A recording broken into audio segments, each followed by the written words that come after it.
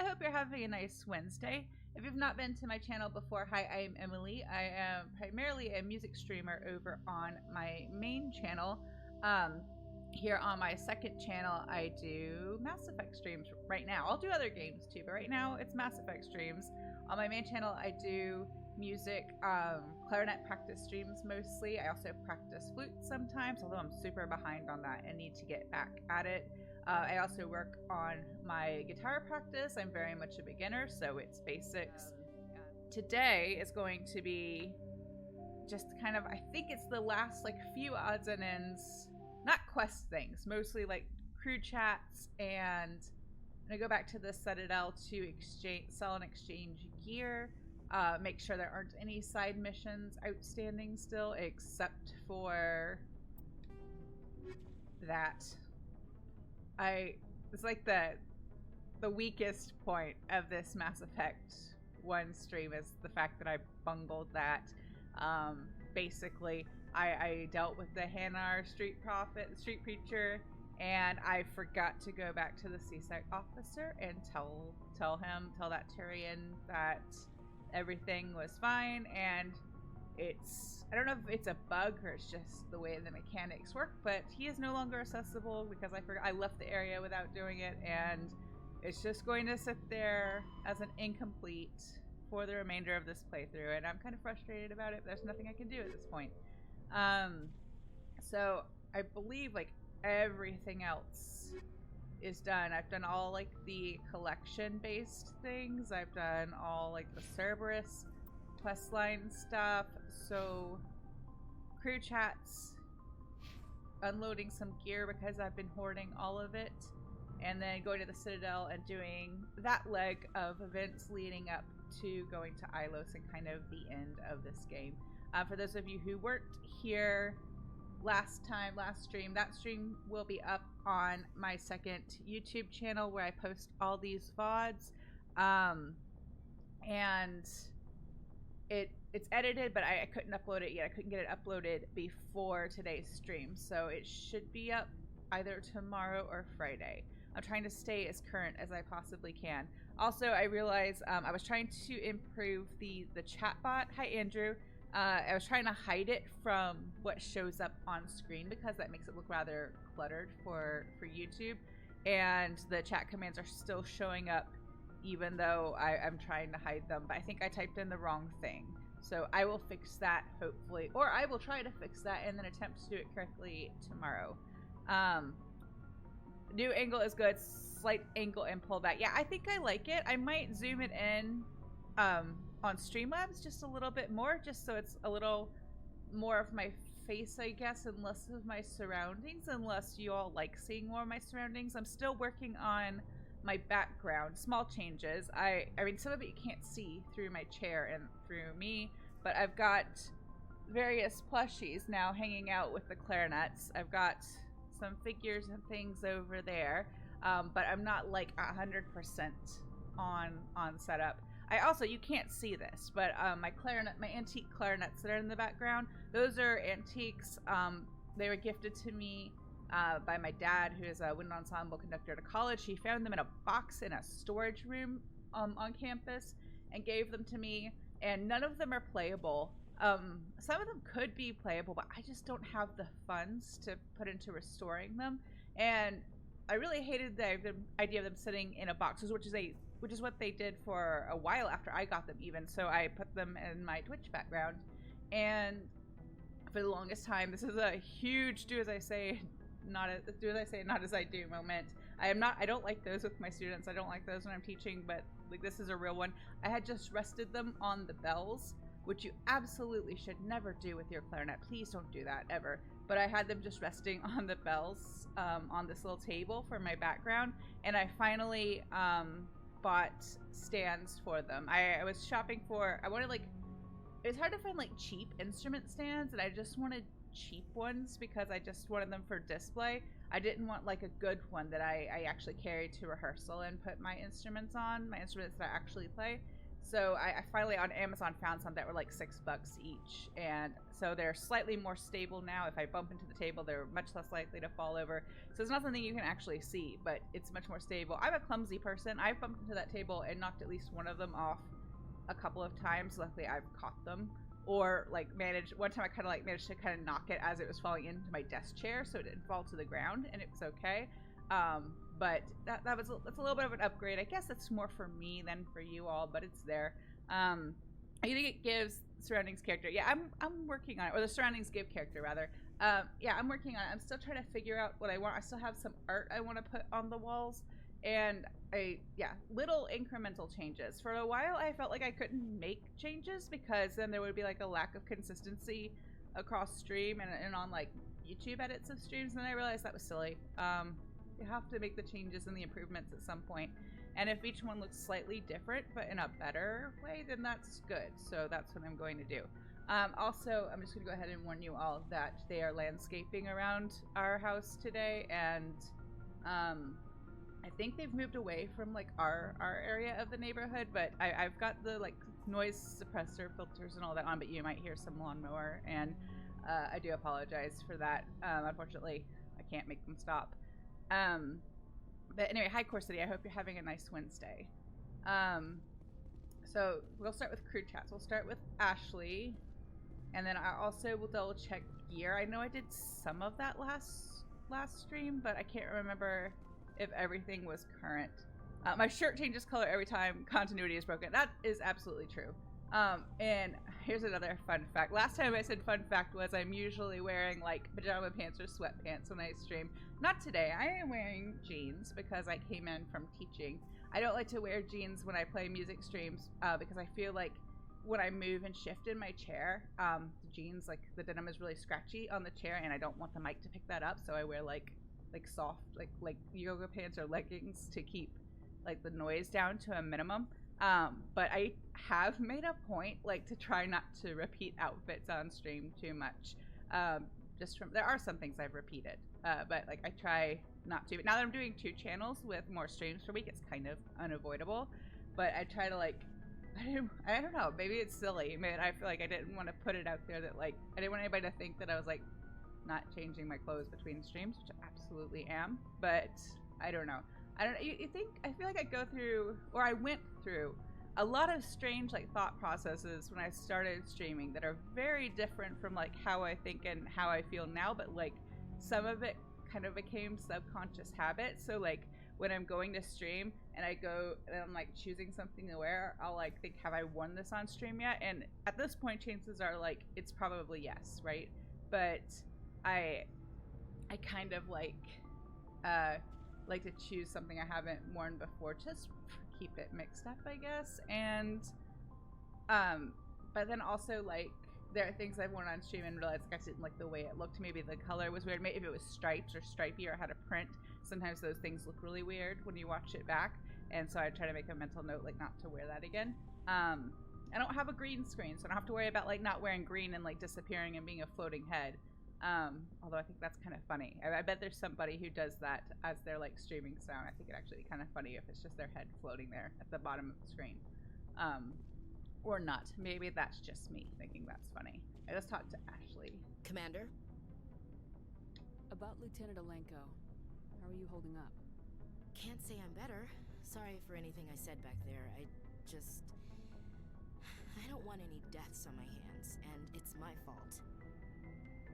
Williams, listen to me. I'm in command of this mission. I made the call, not you.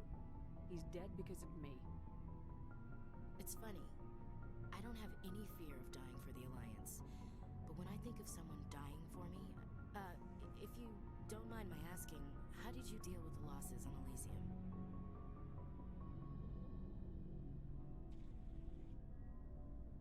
We accept death when we put on the uniform, Chief. If you can't deal with that, retire. I could never do that. Not before and definitely not now. I have to be worth Kaiden's life. It was a little bit more harsh than I thought it was going to be, or than I remembered it being. It's interesting. I don't feel like we ever get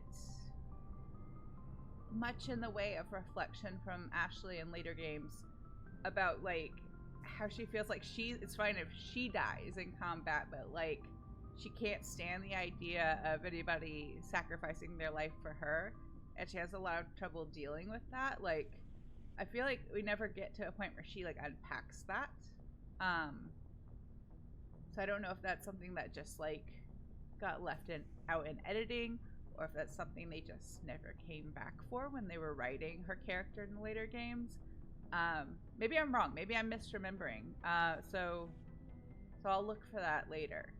But I feel like we kind of had this conversation and it doesn't really ever come back to that. I don't know. I think it's a little strange. Do you have a few minutes to talk? One-on-one? I should get back to my duty, Skipper. Rifles don't maintain themselves. Not yet, anyway. What's your opinion of the last mission? We've got a hard fight ahead. Fleets of AI dreadnoughts who've exterminated all life dozens of times over. I think the odds are against us. We have an advantage. We know they're coming and we know about their indoctrination. I don't plan to lie down and die, Skipper. Don't worry about that. But I'm infantry. Against Reapers, my rifle may as well fire spitballs. I won't have a place in this war. That's what pisses me off, not being able to shoot back. Dismissed, Chief. Man. I like how she admits that, and then we're like, okay, bye. She's like, I don't know where I fit in this conflict, and we're like, hey, see you later. First game Shepard is a little bit blunt, it's a little bit brusque, and it's a little bit, I feel like, socially unaware sometimes. It's kind of funny. She becomes much more empathetic later on, I think. I think I did all this last time. I just want to double check before I start selling things. No, you know what? I did do this. I remember now, so I'm not going to do that again. I am going to check with our requisition officer and see if he's got any of the colossal armor for anyone else. Let's see what you got. You bet, Commander. I'm thinking probably not.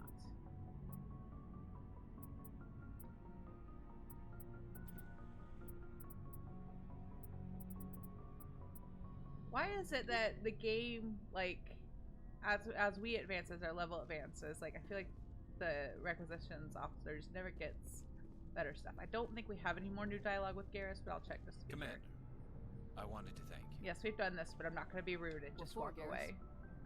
For everything. Taking me with you, letting me be part of your team. I've learned a lot. I've thought a lot about what you've told me. About not sacrificing innocence to achieve the goal. About finding the best way through, not just the fastest. And I've been thinking about Dr. Saleon, too. I'd convinced myself that he deserved to die, but then I started thinking about why I wanted him dead. I realized it wasn't because of what he did to those people. That was part of it, but I think most of it was because he got away from me. He escaped under my watch, and I didn't like that. I let it become personal. Words mean nothing until you turn them into action, Garrus. What are you gonna do about it? Well, I'm going back to CSEC. I think I can make a difference there. I'll also reapply for Spectre training, but I'll do it right. I won't compromise myself to get there. If the people I'm sworn to protect can't trust me, then I don't deserve to be the one protecting them. I'm glad you see it that way. Keep that in mind when we meet Saren. Don't worry, Commander. I will. Is anybody else excited for second game Garrus? Because I am. I mean, he's great in all three games, but like, he really kind of comes into his own as a character in the second game. I'm excited. Every time I play this series, by the end of the first game, I'm kind of excited for the second and third games. Hey Shepard, do you need something? I think we've done all the dialogue with her as well. I should go. See you later. So this is going to be a quick round of crew chats, I think. Something I can do for you, He Commander. has nothing new. Carry on, Adams. Aye, aye, Commander.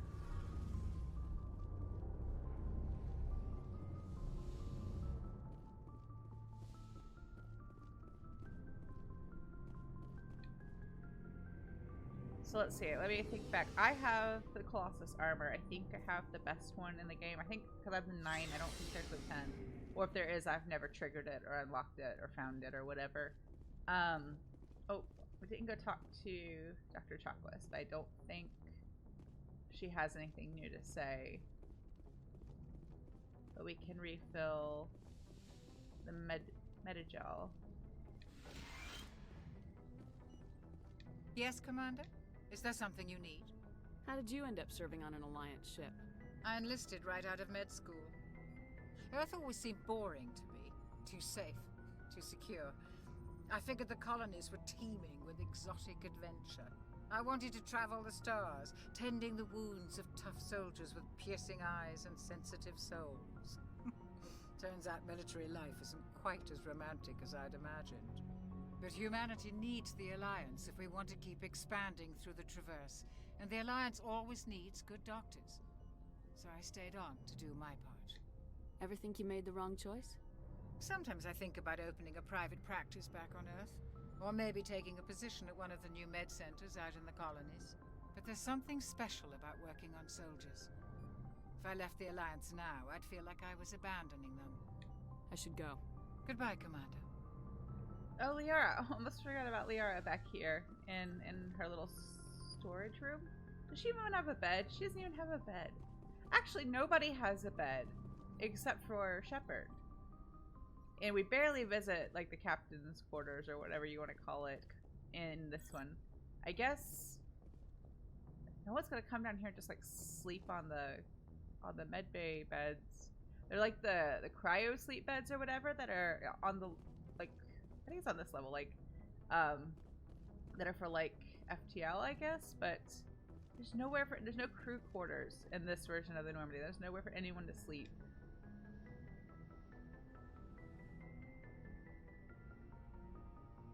Commander, are you coming to check up on me?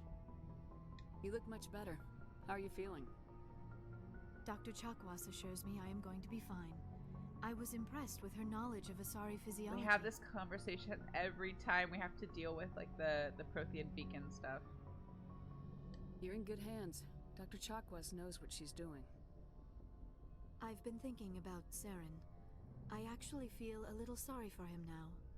He's the last person I'd feel sorry for. He is trapped inside his own mind. Part of him senses his identity slowly being swallowed up by Sovereign, but he is powerless to stop it. I wonder how he first fell into Sovereign's trap. Did he think he could somehow stop the Reapers from returning? Or was he simply driven by a lust for power and glory?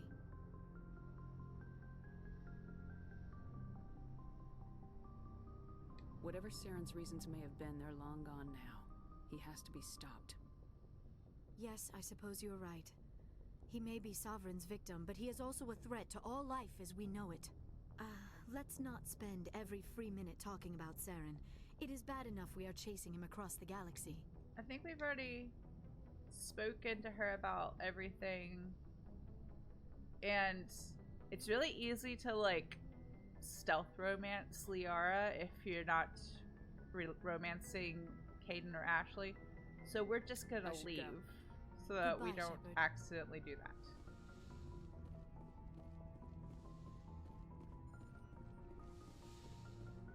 Because for this playthrough, we are just friends.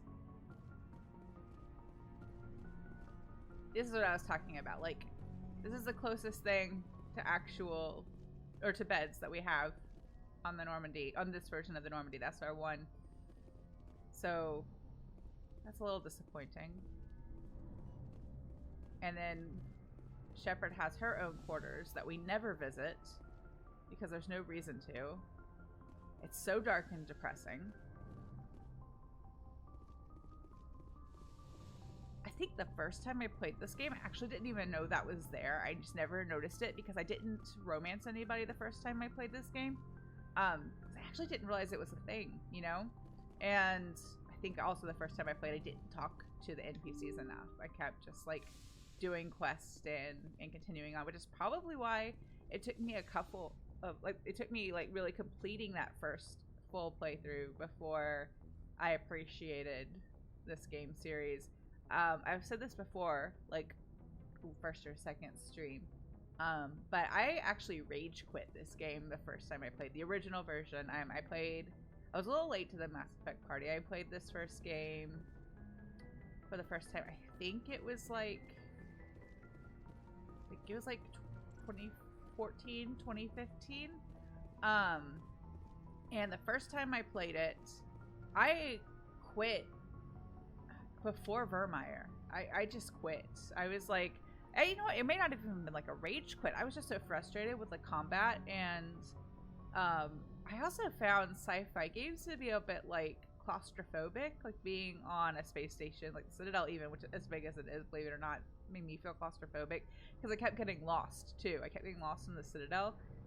And just like being on the Normandy, I don't think I didn't make it far enough to explore like the other planets, so I just quit. And then I don't know why, but about 6 months or a year later, considerable amount of time later, I decided to try again, and I decided that I was going to play the whole series through at least once, and just so I would have done it, you know.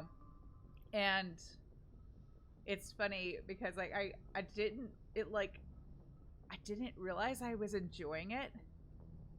I didn't realize how sucked in I was until I got to, we inherited I think it was Andrew's brother gave us his old Xbox 360 when we moved back from England, and he gave us a bunch of games he didn't want anymore with it, and so the Mass Effect trilogy was in that like stack of games. And I didn't realize how invested I was until I was playing the third game, and the third game had 2 discs, and I finished like whatever, like the content up through the story, you know, through the first disc, and I went to put in the second disc, and it was like the disc was unreadable. It just wouldn't work.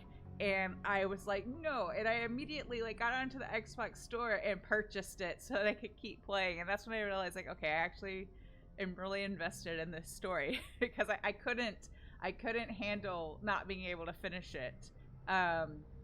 So it's really funny. Like, I feel like in general, my favorite things in life, my favorite albums, my favorite shows, my favorite movies, my favorite books, my favorite video games are ones that I didn't like right away. I had to like spend time with it and really get to know it, and like unpack the layers, I guess, before like it made it to like favorite status. A lot of the things that I liked like right off the bat, I eventually grew tired of, you know, like anything in any of those categories. Like if I kind of like thought I connected with it or liked it right off the bat, like I would enjoy it for a while and then get bored of it. But the things that like I've stuck with, it was like it took a bit more time, you know. I had to stick with it, which is part of why like I'm not big on not finishing things. I often, like, if I start even like a series, I have to complete it because like it's not the whole story, right? If you haven't finished the series, you can't really judge it because you don't have the whole story, you don't have all the content. Except Assassin's Creed. I'm not coming back. I'm sorry. The first game was enough. I did finish it, and no, never again. Okay, I won't say never. Like, if enough people in my life are like, look, you'd really enjoy like Assassin's Creed 2 or whatever, like just give it a try, then like, maybe I would try it. But I feel personally victimized by the first Assassin's Creed game, and I at this point have no desire to go back. Commander, I know it couldn't have been easy for you down there. Making the call between Alenko and Williams must have been... I'm sorry, ma'am. I just don't know if I could have done it. There is no right choice for something like that. I just hope I never have to go through it again. No, I'm not blaming you, Commander. I mean, it's hard, you know? Saren's still out there, Joker. Hold it together. We need you. Don't worry, I won't let you down. I want to be there when you make that son of a bitch pay. And I'm absolutely not bad-mouthing Assassin's Creed or calling it a bad game or trying to insult it or anybody who likes it or the people who made it. It was just not for me. It was not a fun experience for me. I did not have a good time. I wanted to punch the little ladies asking for money in the face. And that's not a reaction I want to have to NPCs. I like NPCs. I like to have fun, you know, talking to them, chatting with them, and if I'm supposed to fight them, then fighting them. But no, it got to the point where I was just yelling obscenities every time one of those little ladies showed up on the game. It was a bad time. It was not good for my mental health. It was not good for the mental health of anybody nearby when I started yelling at those little ladies. The first one was kind of proof of concept. That's fair. I think that's fair. I did find it difficult to play too, like the mechanics and everything. There were things I liked. Otherwise, I wouldn't have been able to like finish it. You know, I would have just quit and then been done. But I got so frustrated. I have never felt myself get like so angry and frustrated playing a game as I did playing that game. Now there are a lot of games I haven't played and haven't tried, so there's probably something out there that would irritate me just as much, but I forwarded the mission not a good update to the Citadel, Commander. We got confirmation on those reinforcements. Ambassador Udino wants us to report back to the Citadel. The Council's massing a joint species fleet to deal with Saren and his Geth. Took them long enough. Back to the Citadel, Joker. I want the Normandy at the head of that fleet. Yes, ma'am.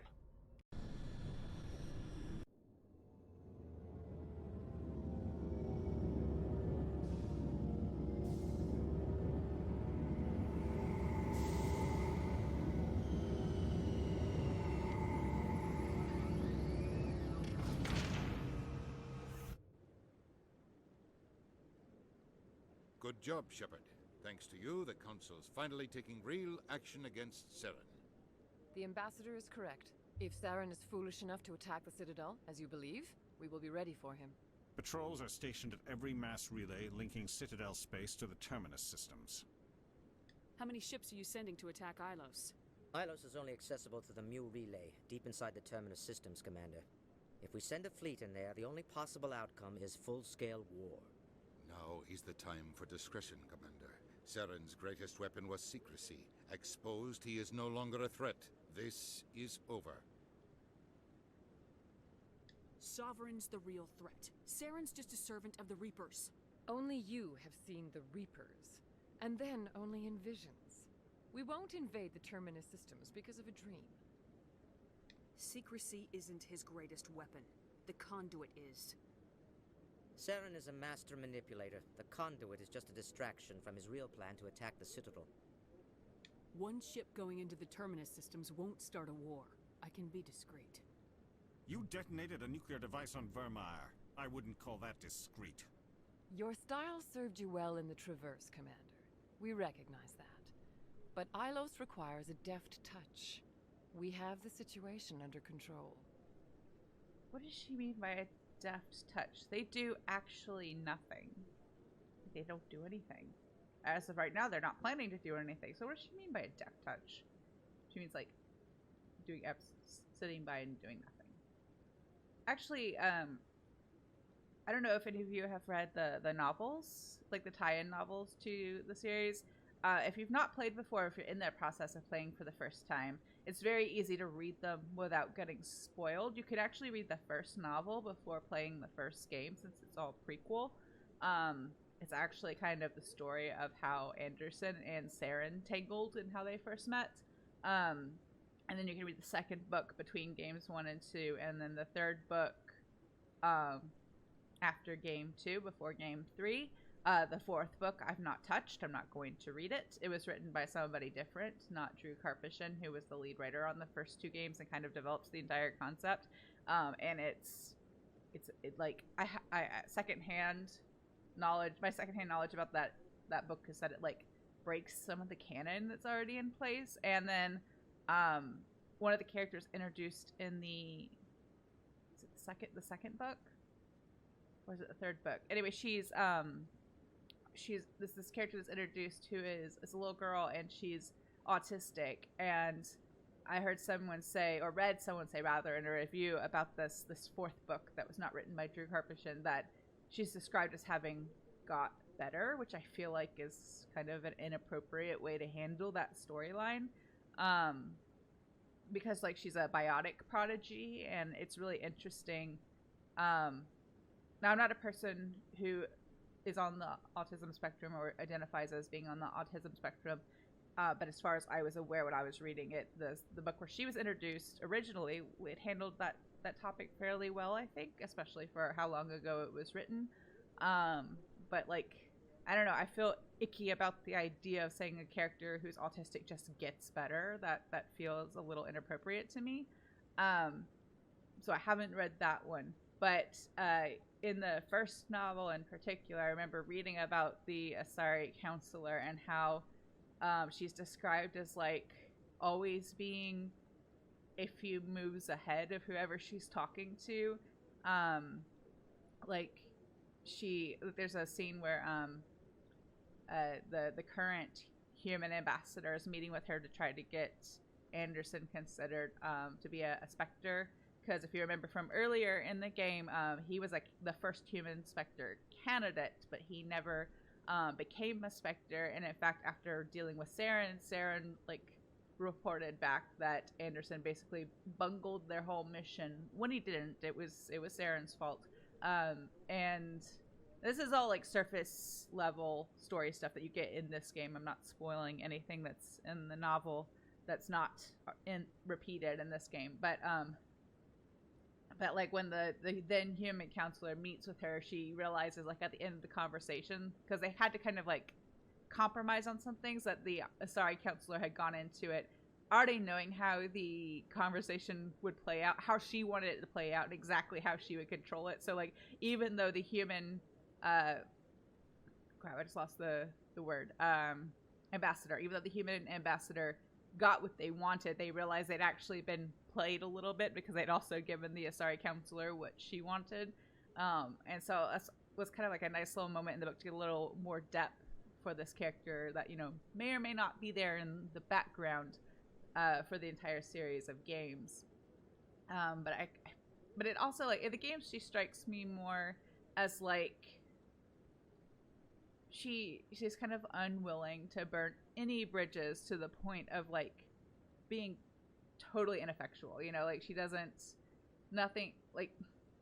want to piss off the Solarian or the Turian counselor, so she just doesn't do anything, kind of. But maybe the implication is meant to be that like she does things behind the scenes, or like she's trying to play the long game. But it seems like a bit of a gamble, though, to like risk the entire Citadel, like, or the entire Milky Way, if there's even a chance that these Reapers are real, just because the other two counselors are like, nope, don't believe it. So I don't know, it's interesting. Like playing these games, this is the first time I've played the game since reading the novels. I think it's like the second or third time I've played them since reading the novels. I've only read the novels once, though. But they're like fun little things like that you can look at some of the stuff that happens a little bit differently if you've read them, but like you also totally don't have to read them to play the games. Although there is some stuff in the third game that makes a lot more sense if you've read the third novel, but it's definitely not required. If Saren finds the conduit, we're all screwed. We have to go to Ilos. Ambassador Udina, I get the sense Commander Shepard isn't willing to let this go. There are serious political implications here, Shepard. Humanity's made great gains thanks to you, but now you're becoming more trouble than you're worth. You bastard! You're selling us out! It's just politics, Commander. You've done your job, now let me do mine. We've locked out all the Normandy's primary systems until further notice you're grounded. Nobody stabs me in the back, Udina. Nobody. I think it's time for He had you it and your coming. team to leave, Commander. This no longer concerns you. The Council can handle this, with my help, of course.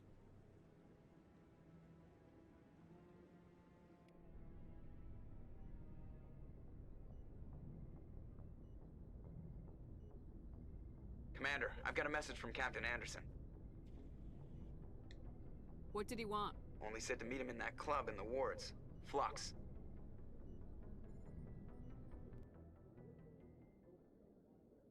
Let's see. I'm gonna I want to find better armor for Liara and Ashley, so I'm gonna take them shopping. First time I noticed the choice you pick isn't always what you actually say. Yeah, that does happen a few times in the first game. I feel like it gets a bit better as you go on, but I feel like it's a very BioWare thing for, especially if you don't have like tone markers, for some of the stuff to not play out exactly the way you expect. Presidium technicians are struggling to understand why a computer system sometimes I want like technicians are slightly more harsh than caused the Paragon, but malfunction, not quite as or harsh even what as the system Renegade. was But originally designed to do. CSEC is investigating the possible vandalism or misuse of public property.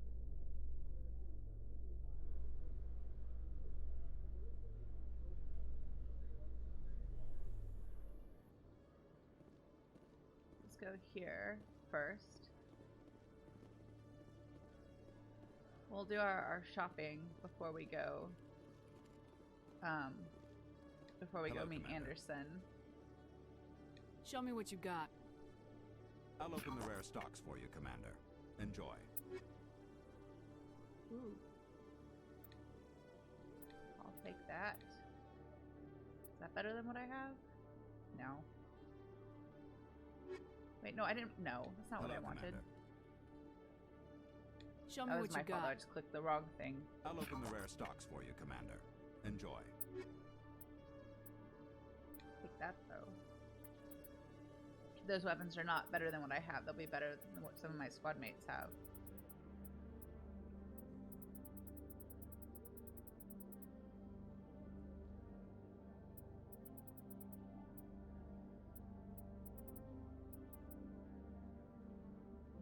No, not better than what Liara has. Okay. Wait. I'm doing this all wrong. I'm so sorry. Commander. I need to sell him some of my stuff. I have to spread it out and Show me sell what you some got. things when I've bought some I'll things. open the rare stocks for you, Commander. Enjoy. Because I want to finish this game with the max amount of credits, if or as close to it as possible, because that means you get more money imported to the second game. I think it's something I heard recently in somebody else's playthrough, and I was like, I realized I'd never really paid that close attention to it. So I want to try to do that this time if I can.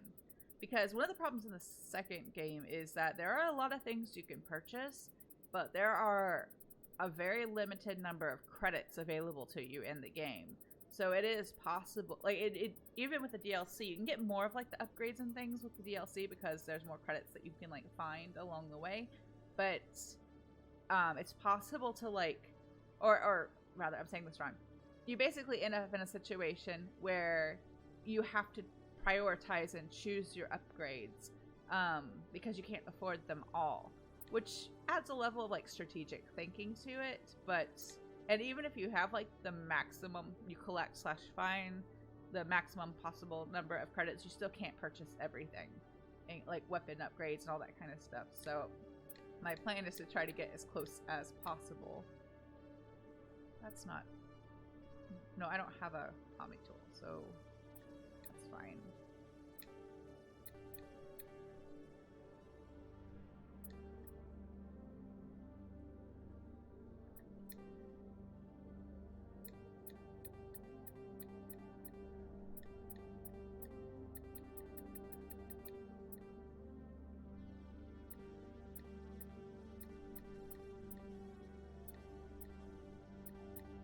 Those guns were expensive. I was able to unload a lot of stuff.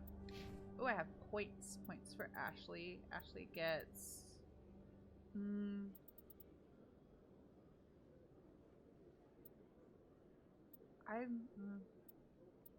gonna put my sniper rifle.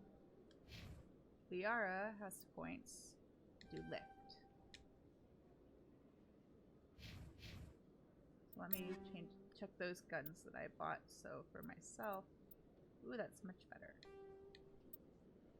Make sure I've got all the mods and things I want.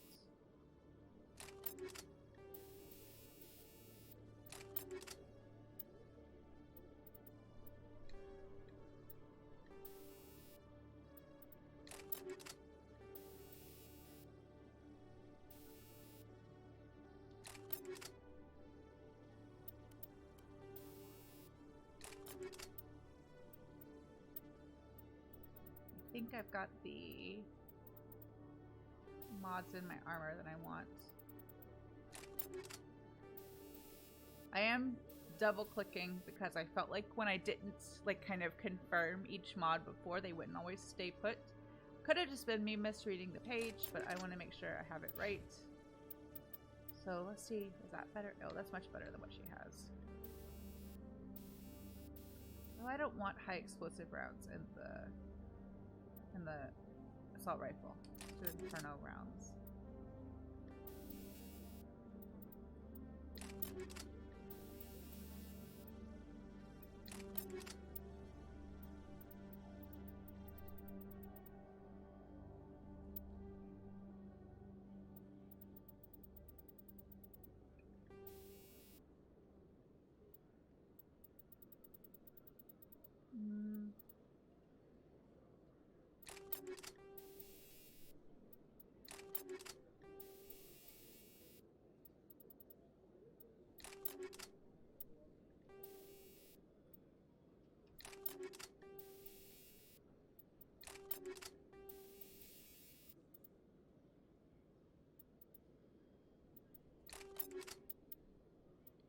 I am gonna save that sniper rifle for Garrus, since that's like his main thing. Let me see if I've got one that's better than what she's got. No. Sorry, Ashley. Garrus gets the fancy sniper rifle.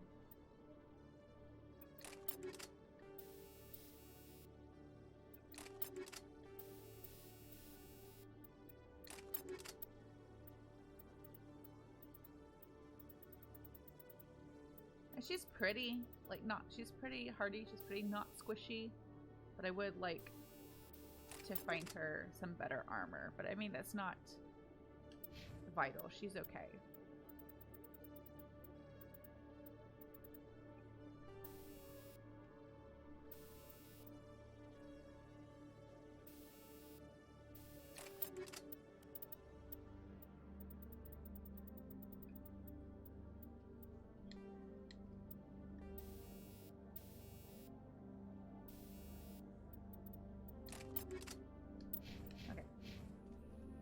Actually, I could sell him some more stuff because I still had more room to buy, or yeah, to sell things. So those weapons I bought were rather expensive, which actually works out perfectly since I'm trying to unload stuff.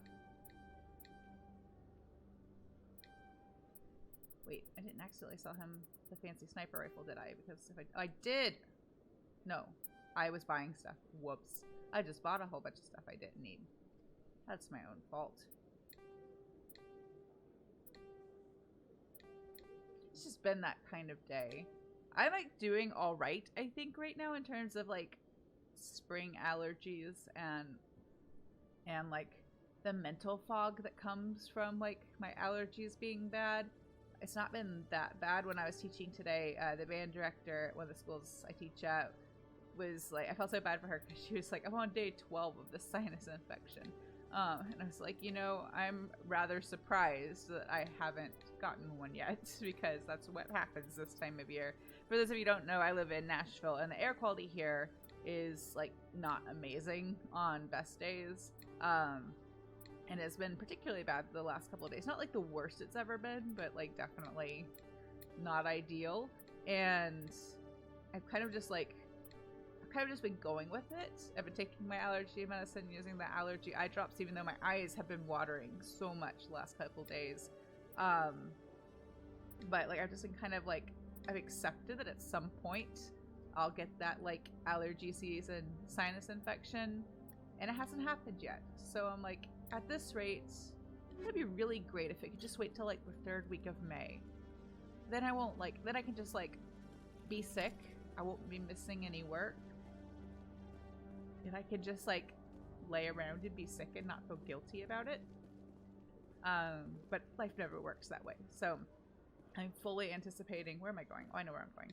I'm fully anticipating it being something I have to deal with in like the next couple weeks or whatever.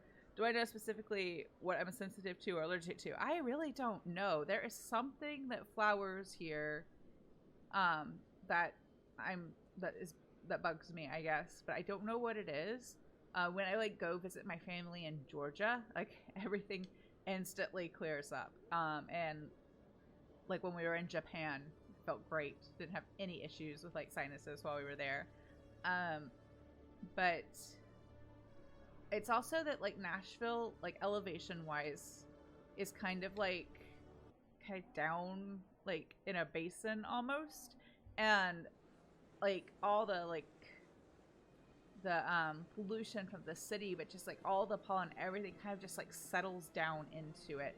So air quality is just like generally bad this time of year. Like usually it's normal like in the summer to see multiple days where like my Apple Watch tells me like air quality advisory, you know. So I don't know what it is Commander, specifically. It is good to see you again. Would you care to see some of its fantastic items today? Yes, please. Show me your items. Oh, this one is pleased to do so, human. You will not be disappointed. At the moment, I don't feel like my symptoms are so bad that it warrants like a trip to an allergy doctor or anything like that. I kind of just deal with it with over-the-counter things. But is this better than what Ashley has? No. I didn't want to exit out completely. Commander, it is good to see you again. I haven't done like the Would idea you of doing care like a to see scratch some of test its or something fantastic sounds items just today? like horrible. I Show don't me want your to do items. that. Oh, this one is pleased to do so, human. You will not be disappointed.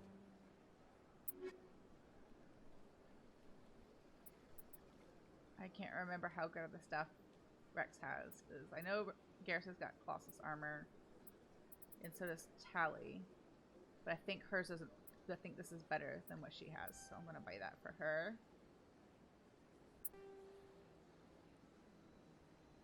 So I sell some things I don't need. I hate that you have to you can't just go between his different inventories. You have to Commander, restart this show me every your single items. time. I'll take that. I don't want that.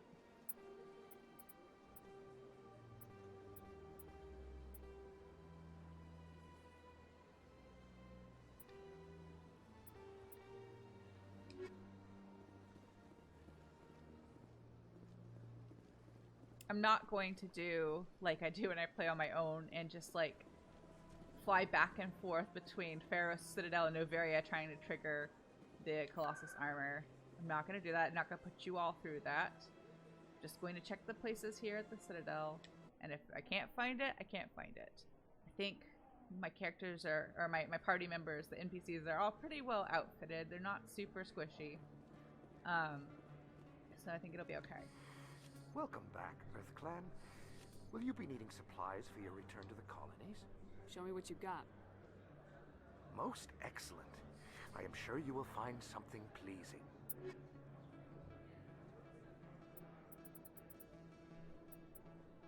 Definitely not better than what I have. Sad.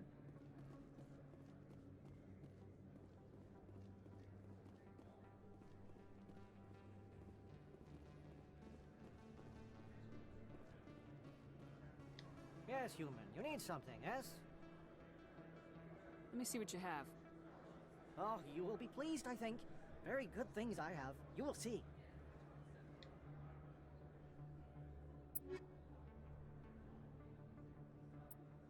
Well, that's definitely not better than what I have.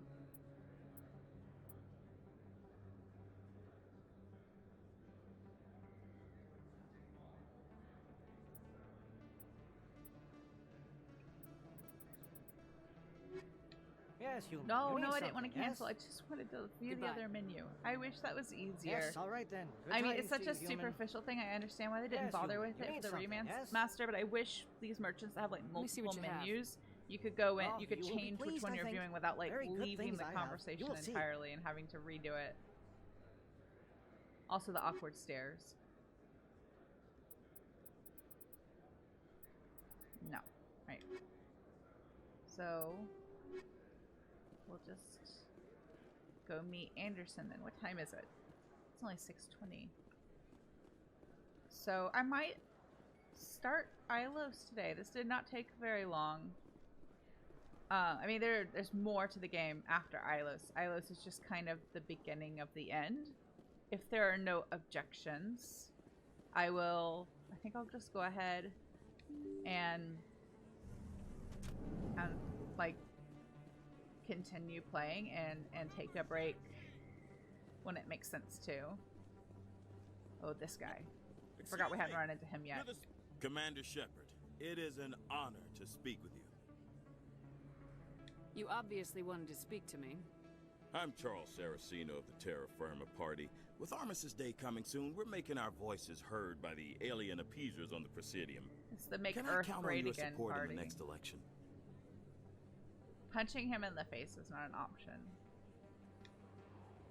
You're marking the end of the first contact war with a protest. Oh, there's always As we time have for every Shepard year Shuffle. for the last 26 years. The war taught humanity a lesson that some would forget. If we don't stand up for ourselves, no one else will. I thought the lesson of the first contact war was that there's other life in the galaxy and they have opinions too. Perhaps so, Commander. But if aliens feel free to express their opinions at gunpoint, why shouldn't we?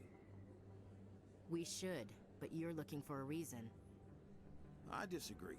We have a backlog of grievances the aliens have ignored, starting with Shan-Shi. Were you at Shan-Shi? If not, shut your pie hole. I don't think I've ever had her along for this encounter, and I'm enjoying it. This is fun. Yeah, I guess I'll... Yeah. It's not worth getting angry over, Chief. Okay, good. That's the response I wanted. I read you, Skipper. What are you running for? I'm seeking one of the 5 spacer seats in Parliament. They have certain Baroque conditions for a citizen to be able to vote for them.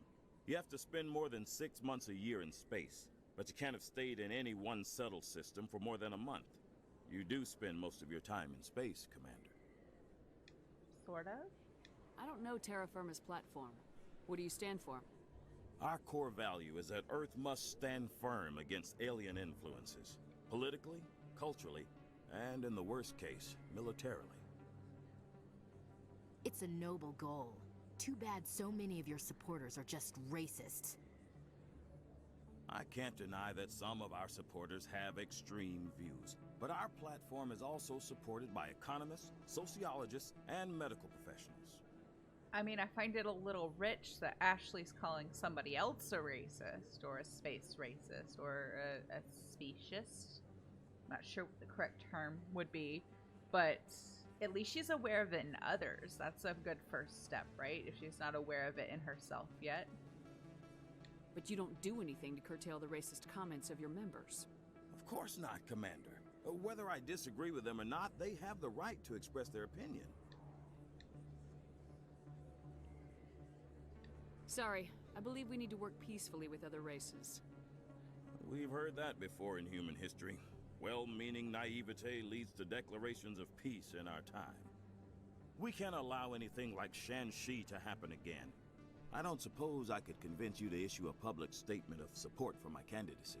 The support of the first human Spectre would be invaluable. The occupation of Shan-Shi couldn't happen again. We weren't even sure there were aliens to garrison against back then. It's still a powerful symbol, Commander. Shan-Shi is the only human territory ever occupied by an alien species.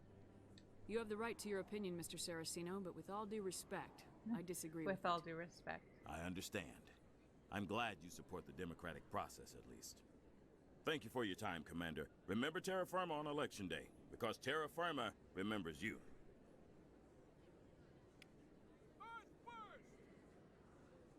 Yeah, I'm not a fan of Space Trump.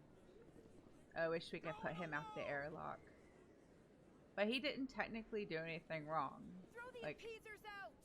He's just kind of standing here, letting these people yell racist things, and he's like doing nothing about it, but clearly condoning it by being here. And this game was originally made in 2007, so We bleed red. Somehow that makes it worse. You say she's more xenophobic than racist. That's probably true. I think that's probably accurate. It's like, I guess there's some nuance there, right? Like, she doesn't want the aliens to not exist, but she kind of, like, at this point isn't really trying to get to know them or see them as individuals. I don't know. But, like, it's wild to me that, like,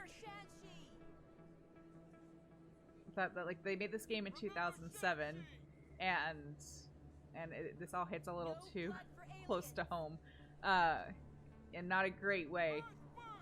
But also, like, I kind of hope that by this is 2183. I hope by 2183 humans will be a bit different. But like at this point, I don't have high hopes.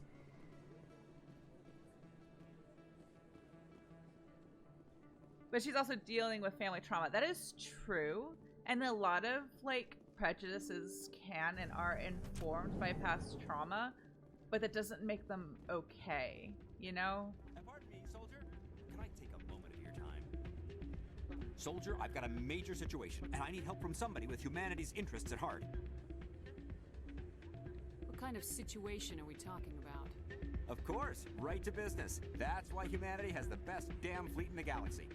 My name is Elias Keeler. I'm an alliance negotiator. We've got a big session coming up with the Solarians. You wouldn't believe what's riding on this. I'm fighting for humanity on this one, just like you are. Yeah, I think that adds some clarity, saying like xenophobic is distrust or fear and racist is superiority. But I feel like in real life, there are some people who say racist things or have racist viewpoints that's born out of distrust and fear, you know?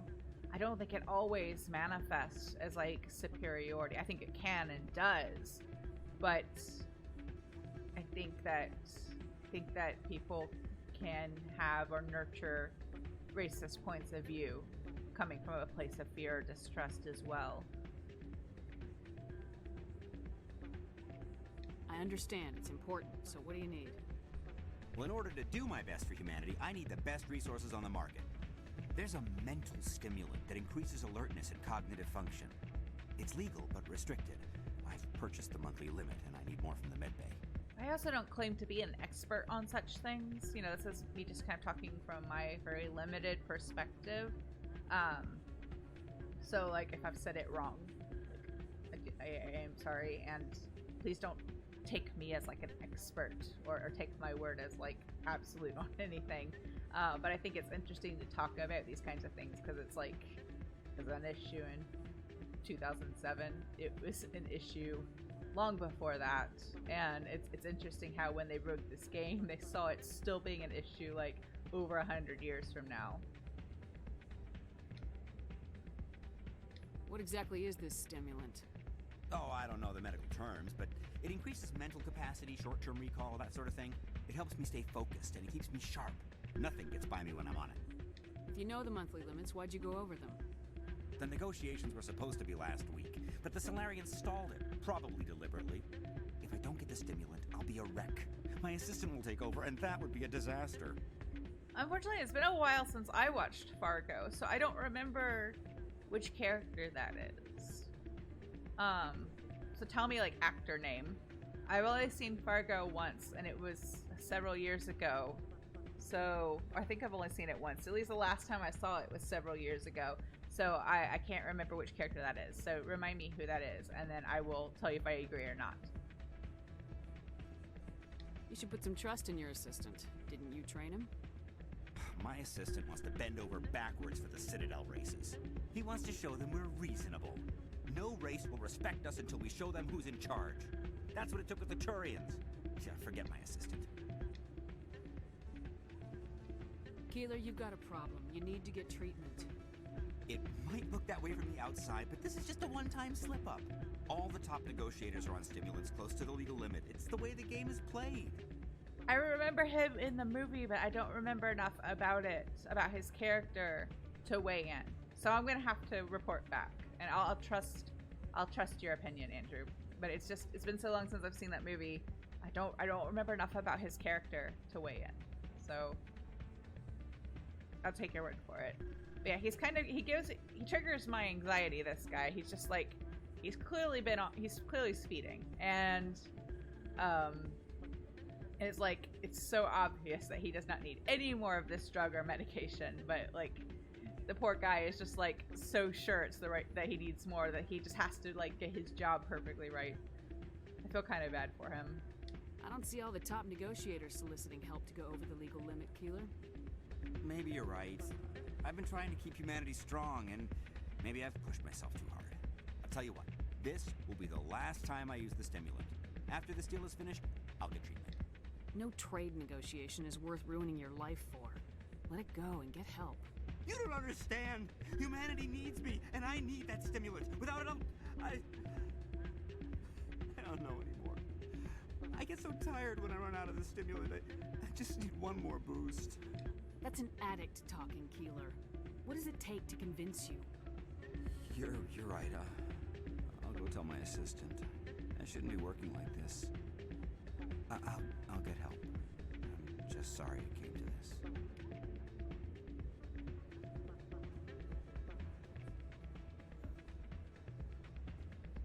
I feel like I have to go over here and dance with Anderson over there watching. He's gonna watch Shepard dance and just like rethink this whole thing. He's like, maybe I need to have somebody else be savior of the universe, because that dance doesn't scream competence.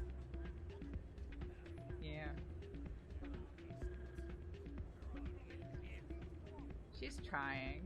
Is that it? Does she have any other moves? No. It's like slightly more enthusiastic than Mass Effect 2 dancing, but not quite as enthusiastic as Mass Effect 3 dancing. But no one's quite on the beat, but yeah, poor Shepard. Why did no one tell her? Liara and Ashley are standing right there just letting this happen, and no one's like, hey Shepard, let's not. Let's just not do that. I'm glad you came, Shepard. I heard what happened. Confidence, not competence, yeah. She tried. They pulled me off the mission, just like when they forced you to give up the Normandy. I know, I'm sorry. I wanted to warn you, but there was no way to get a message to you before you docked. I know you're pissed off right now, but you can't give up. They all think this is over, but we both know it's not. You have to go to Ilos. You have to stop Saren from using the conduit. There's only one ship that can get me into the Terminus systems undetected, and she's grounded. Citadel controls locked out all the Normandy's systems, but if we override the Ambassador's orders, we can get them to bring the Normandy back online. You can be in the Terminus systems before anyone even knows you're gone. If we steal the Normandy, we're the one left holding the bag. And if Saren finds the conduit, life as we know it is over. The Reapers will destroy us. Humans, Asari, everybody. You're the only one who can stop him, Shepard. So I'll do whatever it takes to get you on the Normandy and off this station. Stealing the Normandy is mutiny. What if the crew won't help me? The Normandy's your ship now, Commander. Her crew will follow you to the ends of the galaxy. We both know that. I won't forget this, Captain. I promise. I can unlock the Normandy from one of the consoles in the Citadel Control Center. You'll have a few minutes before anyone realizes what happened. That is a restricted area patrolled by armed guards. How are you going to get in? Leave that to me. Just make sure you're in the Normandy when the systems come back online. You're gonna get yourself killed. There has to be another way. Ambassador Udina issued the lockdown order. If I can hack into the computer in his office, maybe I can override it. He's not gonna let you waltz into his office and use his computer. Hopefully he won't be there. If he is, I'll just have to think of something.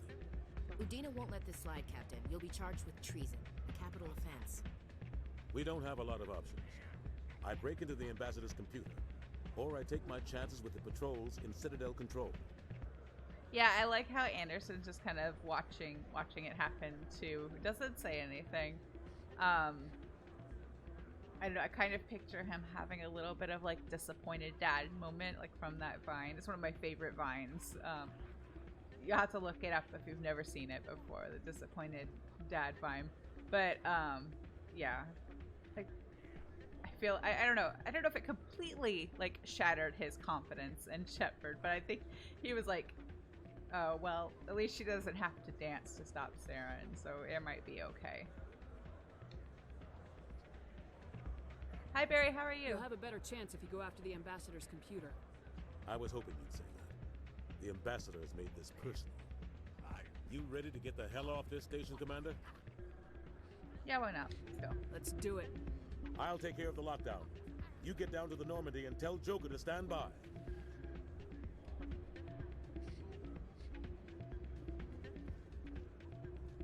I'm pretty sure there is nothing left to do. I can't see the whole map, but I think we've done every encounter, all the stuff, except that stupid Citadel Prophet thing. Stop blinking at me, Codex. I'm not going to read you. So I think we're ready to go.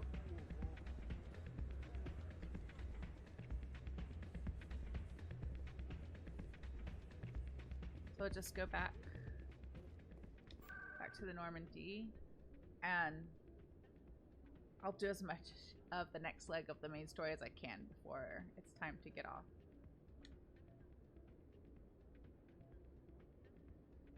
Yeah, that's where I want to go. I'm just staring at the options for a second, trying to remember which one takes me back to the docking bay elevator. It's this one. Admiral Kahoku, a respected member of the Alliance military, has passed away. The veteran soldier who won the love of his troops during conflict with the Batarians, died of natural causes. Kahoku is survived by his wife and 3 children, who are planning a small private memorial service. It's interesting how Shepard reports back to the Alliance that it was actually Cerberus that killed Kahoku, and they cover it up and say he died of natural causes. Like, at this point, I'm pretty sure that Cerberus is no longer an Alliance Black Ops. They've gone completely rogue. Stand by. But the Alliance is still kind of covering for them. Decontamination in progress.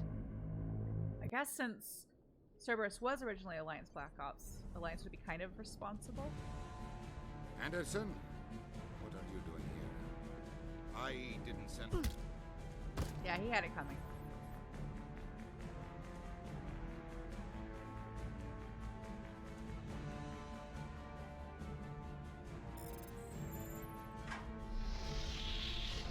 Let's go. Get us out of here, Joker. Now.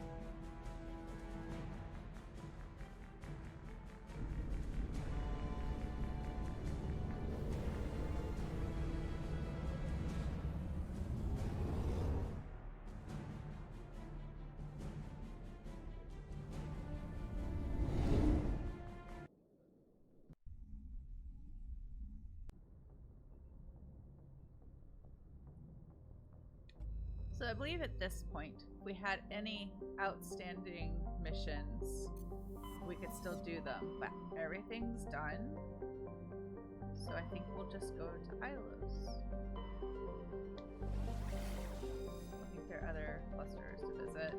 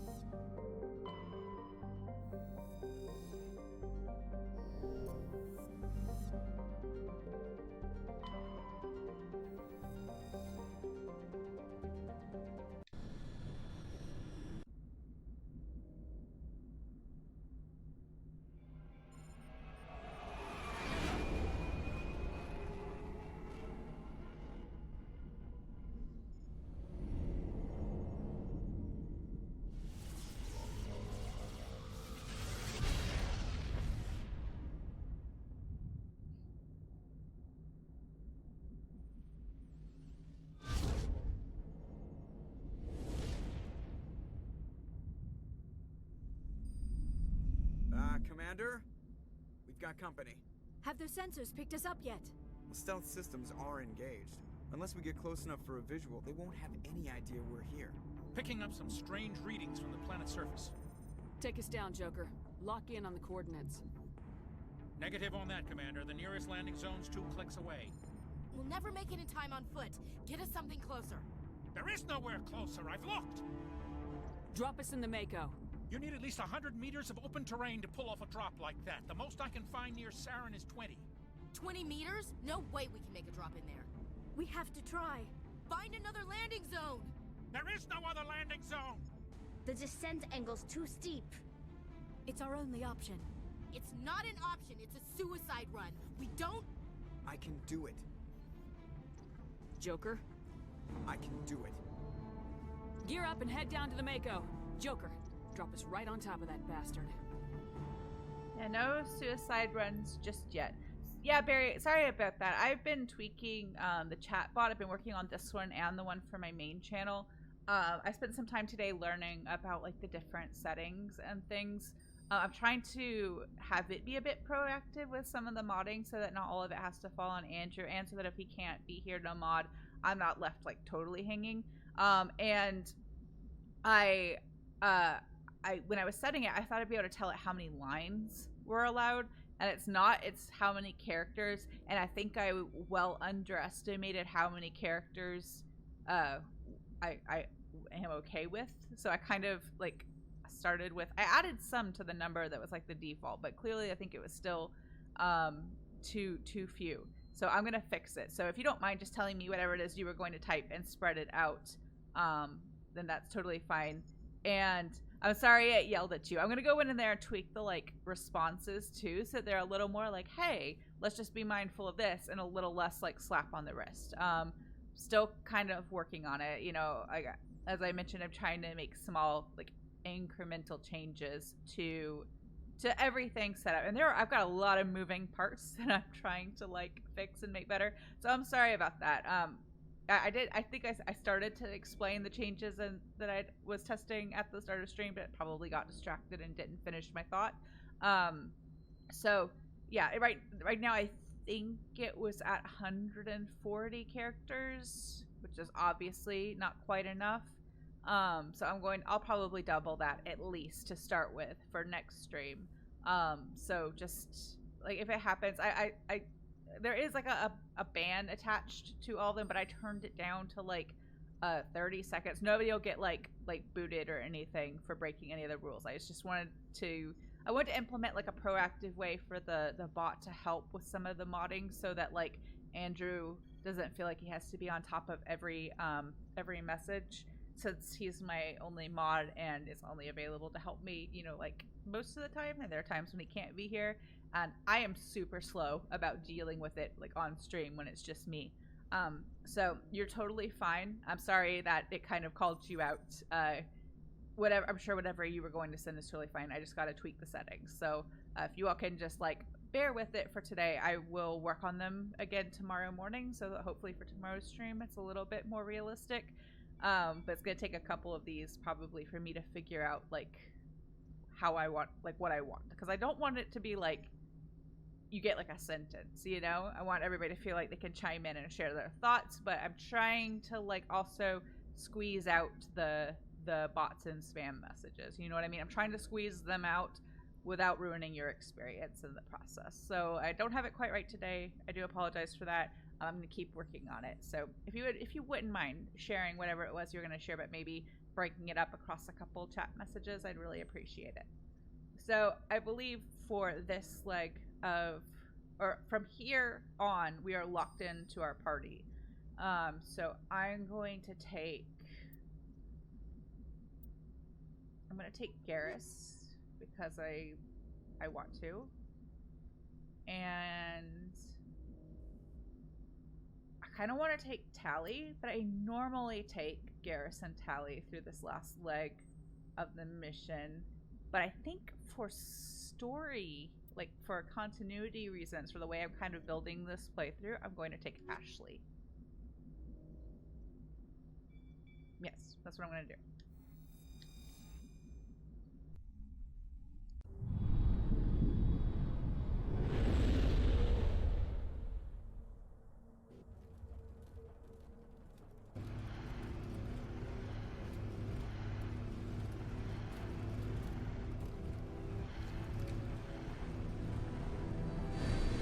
Andrew, could you not? It's not a given that I'm going to take Garrus.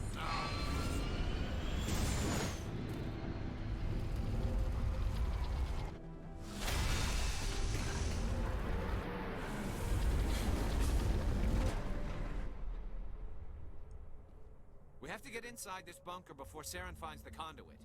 There's no way we're getting past that door with brute force. Saren found a way to open it. There must be some kind of security override somewhere in this complex. We'll have to find some way to get it up and running again.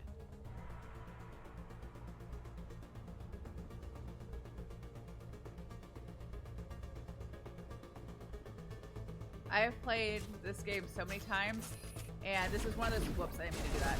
Take your gun out, Shepard. Why is it the sniper rifle? You don't use the sniper rifle. I always get lost through this leg too, so I'm just gonna go ahead and warn you that I'm gonna get lost. But I'm gonna do my best. Again, I don't have the best sense of direction in real life either, so it's just what happens.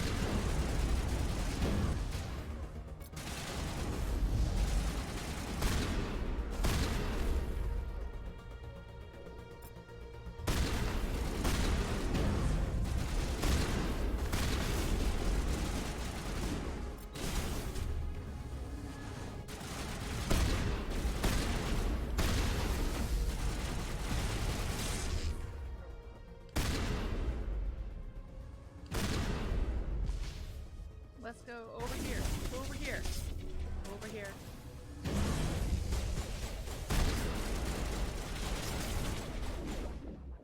So, no, there's not one behind. Oh, there is one behind us. I thought we were being shot at from behind. Where is it? It's nowhere? Where is it? It's probably in the wall. Okay, I no longer care. It can stay in the wall.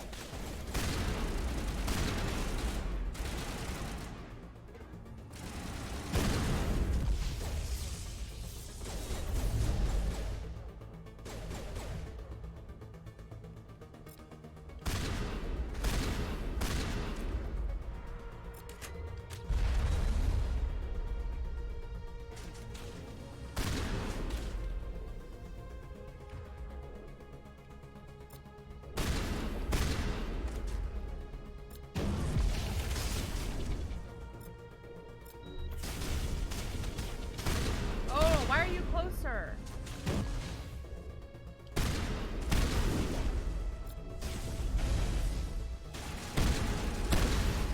Alright, it's dead. Still don't know. Is it over here? There's nothing there. Nothing there. It's probably in a wall or in the floor.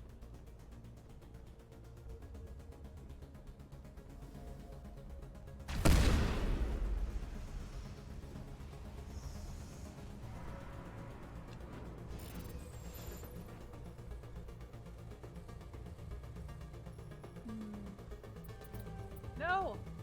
I was gonna get it. Aw, man. Oh, override fail, but I've got a bunch of Omni Gel just hanging out. So I'll just use it. Why do I need this gear? Absolutely no reason. Don't need it at all. Still taking all of it. Oh, sorry, Barry, I missed your... I'll catch up with chat in just a second when I'm no longer in combat. I'm not going to be able to do both.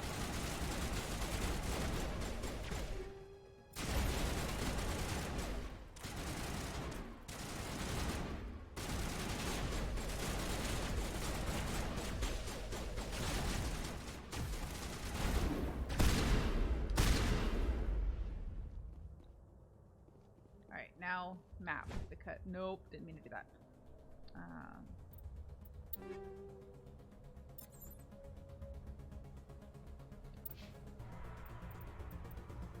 No, I think you'll stick with what you have. What do you have, Garrus?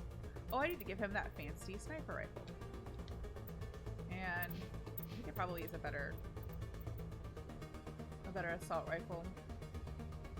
Alright, he can have the assault rifle. That's cool.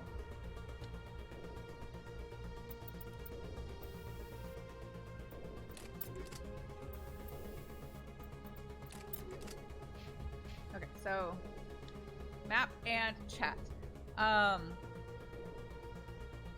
you just got done with Wind Ensemble. I hope it went well today. I hope you had a good rehearsal. And you're going to New York. That's super exciting. I've never been to New York. I've lived in London. I've just been to Tokyo.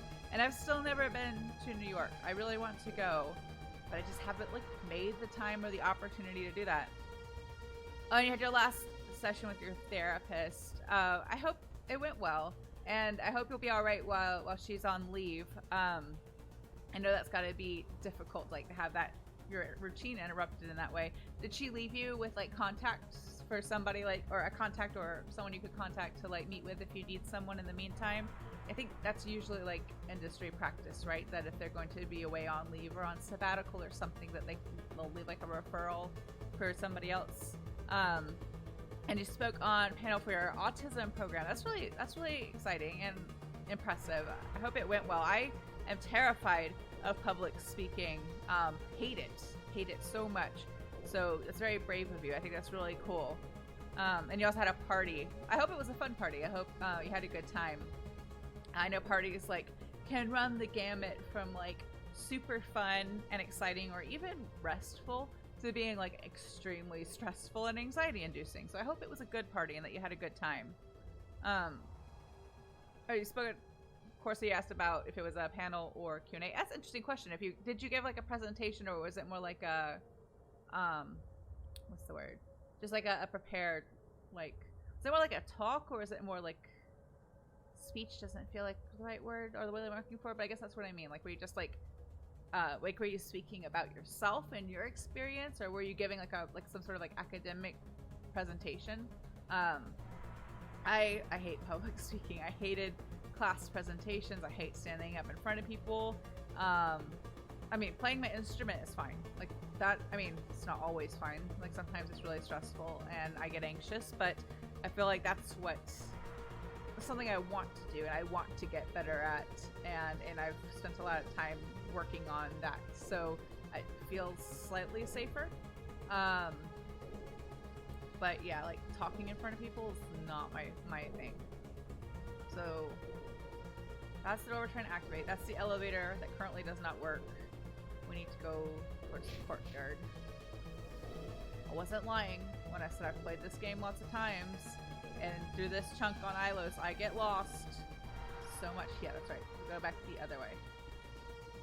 I mean, it's not like, I feel like this map is not super intuitive, but I say that as a person who is like really bad with directions, so I don't take that with a pinch of salt, please. You're the Q&A type of thing. Okay, that's cool. With faculty and staff. Oh, okay, that's really cool. So it's like feedback from you as like a student on the autism spectrum with how like your teachers and the faculty can do a better job of like working with you and giving you what you need. Am I understanding that correctly? If so, that's really cool. And I like that your university has that, like that they seem to be being, at least from what little I know based on what you've shared in chat on stream, like that they seem to be very like proactive about improving those kinds of things. That's really cool. I'd rather have a solo performance than a solo speech presentation. Absolutely. 100%. Do not make me talk in front of people.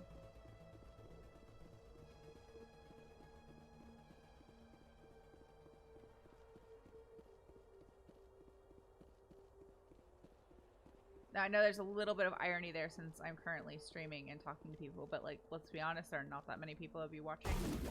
Or not many people watching, not many of you. That was an interesting thing I did with the English language. Yeah, streaming's a bit different.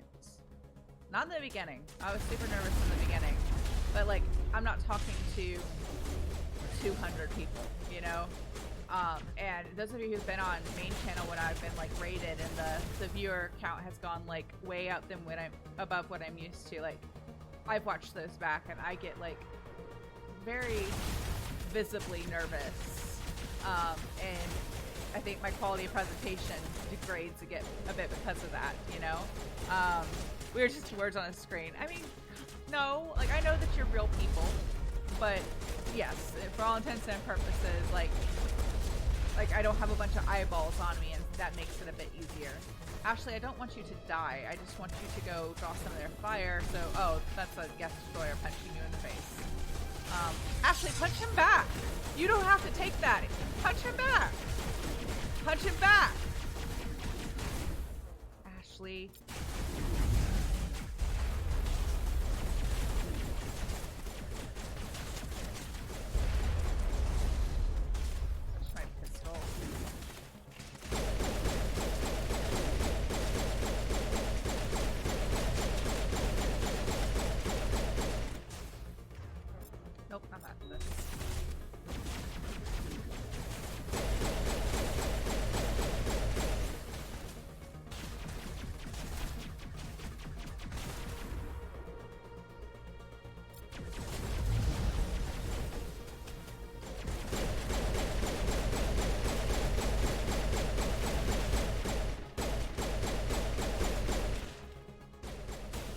Ashley just stood there and let that guy punch her in the face repeatedly.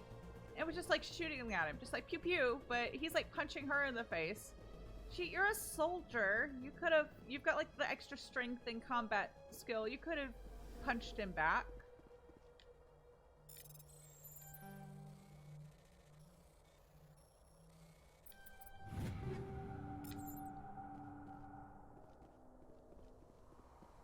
I didn't think Ashley was a pushover, but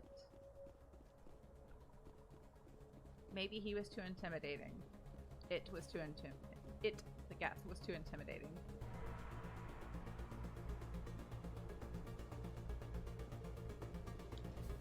I would just like to go on the record saying that if I saw one of my students getting hit in the face, I would not say, punch them back. I don't know if that needed clearing up, but I wanted to make sure I cleared that up. This is a game. This is not real. Caden wouldn't have taken that. Caden would have just cried. Caden would have cried and curled up and lay down in the corner, and the Geth would have just been confused.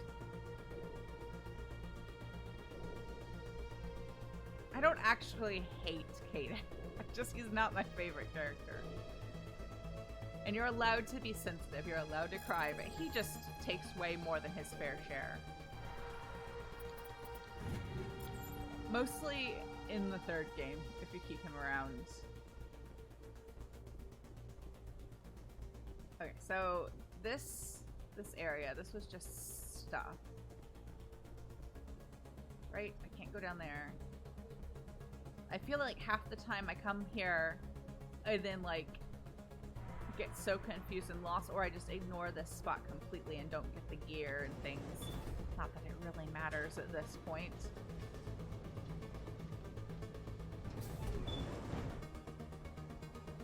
I think it's really funny that I had decided before I even started streaming this that I was going to save Ashley on Vermeer, and you all are like, save Caden. Why though? Why do we like Caden so much?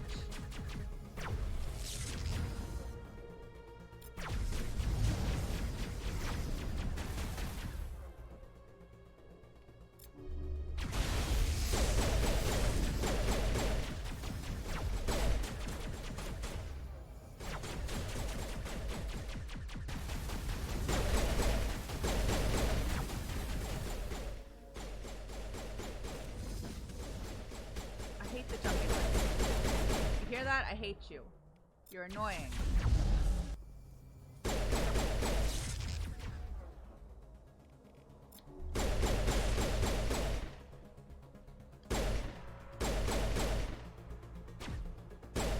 Oh, good shot. Was that you, Garrus? Good shot.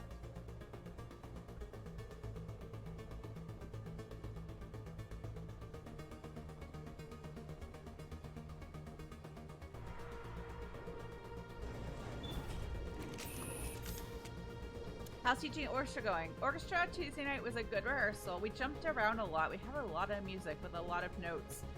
So that was a rehearsal where we kind of like played spots. We spent a lot of time rehearsing. I bet this is the command center for the entire complex. Saren's troops must have sealed the doors from here after he went inside. We'll have to figure out how to disengage the security lockdown if we ever want to get inside that bunker. I'm trying to do my best not to talk over the dialogue and the cutscenes, so that's why I'm like pausing randomly. We rehearsed a lot of the spots that were difficult, that are difficult in terms of like ensemble and such. And I think it was a good, productive rehearsal. I think the way I'm fairly happy with how I'm playing my parts at the moment, but definitely there's still improvements I need to make. And teaching is going well. Things are starting to kind of wind down for the year. I have some students I'll only see 1 or 2 more weeks.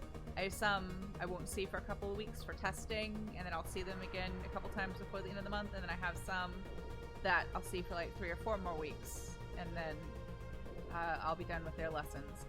And it's good. This is a busy time of year. The good news is it seems like I'm going to have a lot of rollover for next year. I mean, it varies year to year, but it seems right now, based on like the questions and the interest I've had, that most of my students are planning to continue with lessons next school year, which is really good. I mean, things could obviously change, but it's always good when they intend to come back at the end of the school year.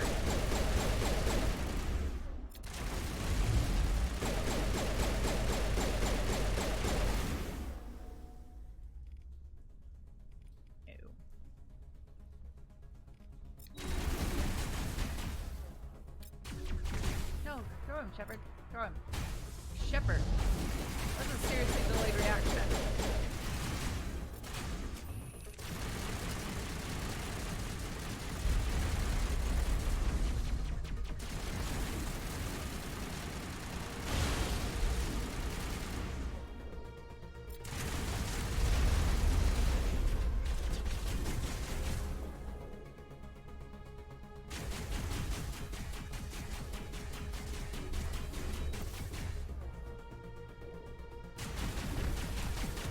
I need help.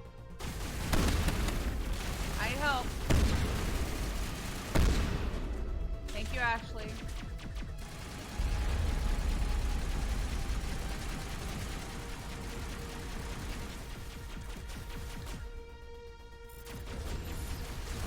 Get him.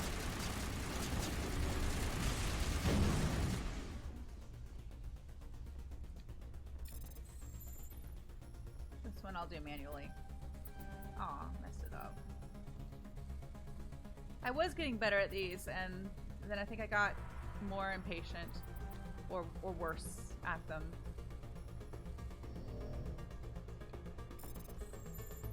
And I don't feel like I'm making improvements anymore. Wait, whoops. Did I just get turned around? Ashley could use that in her armor. There we go. No, I'm going the right way. We're good.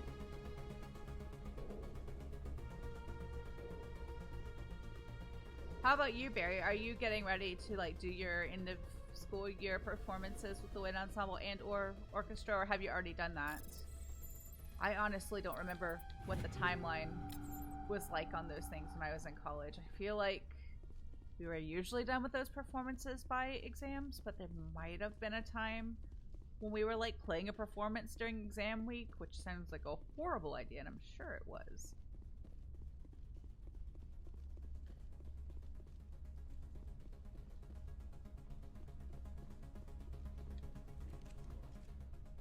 Come on, Saren's already got a head start. We have to go find him before he reaches the conduit. Unless he's already found it. Then we're just walking into a trap. That's a chance we'll have to take. Hold on. Something's happening. Too late. Unable to... Invading fleets. No escape. Sounds like some kind of message, but I don't recognize the language. It's probably in Prothean. This recording must be 50,000 years old. No wonder we can't understand it. The message is all broken up, but I recognize some of the words. It's a warning against the Reaper invasion. Incredible. The cipher must have transferred an understanding of the Prothean language into your mind. Not safe. Seek refuge. Inside the archives. What's it saying? Can you make out anything useful? Vault Reapers. The Citadel. Overwhelmed. Only hope. Act of desperation. The conduit. All is lost. It said something about the conduit, but it's too degraded to help. We should go. Cannot be stopped. My clarinet students don't ever age out. I can pretty much, I feel comfortable teaching like any level of repertoire. But my piano students, because piano's not my primary instrument, every now and then I'll get to a point where I'll hand them off to another teacher who's like more experienced / piano is their primary instrument. If it gets to the point where like I can't, where more often than not I feel like I'm running into things while teaching them, like answers I don't have to questions they asked, or I can't play all of their assignments with like a day or two of practice because I really just don't often have time for more than that. And that's one of the things, one of my goals for this summer is to work on my piano playing and really try to improve it some more. For my lessons, for my students, but also so that like eventually if I get into live looping on the main channel, I can actually play piano as part of it and play maybe a little bit more than just like blocked chords. But yeah, that doesn't happen very often. If I'm honest, like usually the kids, they get bored or move on to another activity or want to break from lessons before they get to that point. Every now and then I have some that just advance that much, you know, and but usually no. Yeah, it's normally by that point they are kind of transitioning to other activities, or like if they're moving into like school chorus or band or orchestra and learning another instrument, they stop piano lessons, you know? Just depends on the situation. So sometimes yes with piano, but not often. You have 2 more orchestra performances and 1 more wind ensemble performance. That's a lot. That's a lot to perform. Oh, and you have clarinet choir and wind quintet.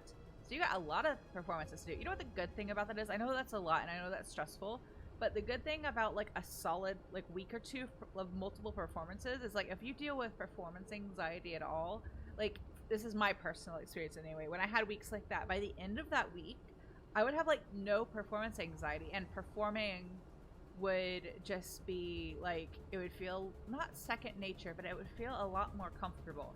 That's why like I have like one of the things on my bucket list is like tour, like in some capacity, be a touring musician. Like I would love to get a job like doing, you know, even like playing in the background for some other artist or whatever. Like I don't have a solo career. Like I play classical music, you know. I don't have like solo clarinet album or something that I would tour to promote, but like if someone wanted a bit of like clarinet or woodwind in their band or in their background or whatever, or like a touring wind quintet, something like that, because I feel like that tour experience of playing like a concert or performance like several times a week for multiple weeks, it would like do so much to help like get rid of my performance anxiety and make me a better player. So it also just, I think that would be a really fun experience to have. So it's like on the list of things I would love to do. But yeah. Oh, it's all in the same performance. Oh, so it's like, is that like one of those like Prism/Kaleidoscope concert type situations? That's a lot. And that's a lot of ensembles to be involved in for one performance. It was hard enough when I was in school. They called it like a Prism concert one year. Some kind of trap or ambush for us. We must have been in too much of a hurry. Or we just haven't run into it. Garrus the Optimist. They called it like Prism concert a couple times and then Kaleidoscope concert a couple of times, but like I remember just trying to do the wind ensemble and the orchestra for that performance was challenging enough logistically. If I'm honest, I hated that performance when it happened each year. It was basically just a big fundraising event for the School of Music. And what are those things on the wall? Some kind of containers? They look like stasis pods. The Protheans probably try to keep themselves. Why did I get cut off? But yeah, I hated it. I mean, I'm sure I benefited from the fundraising done at those performances since I received a music scholarship, but oh, it felt awful. I hated those performances so much.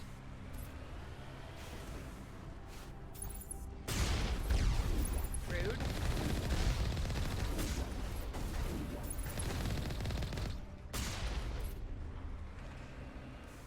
Still not going to max out my level because I'm at 28 and I'm still a good ways away from 29, so I'm not going to hit level 30 on this playthrough.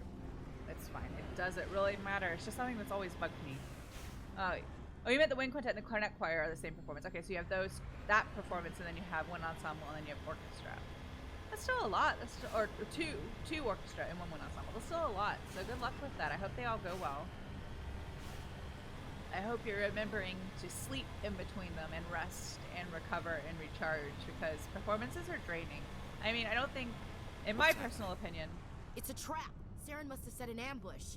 I don't think Saren's behind this. In my personal opinion, ensemble performances are usually not as stressful or taxing as solo performances, but that could be different for you. So I hope that you take time to recuperate between them, because that's a lot.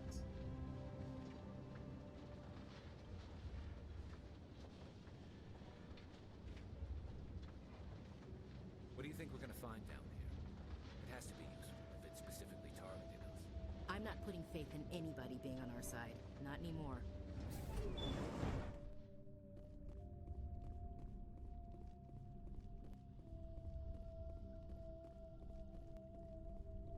You are not Prothean, but you are not machine either.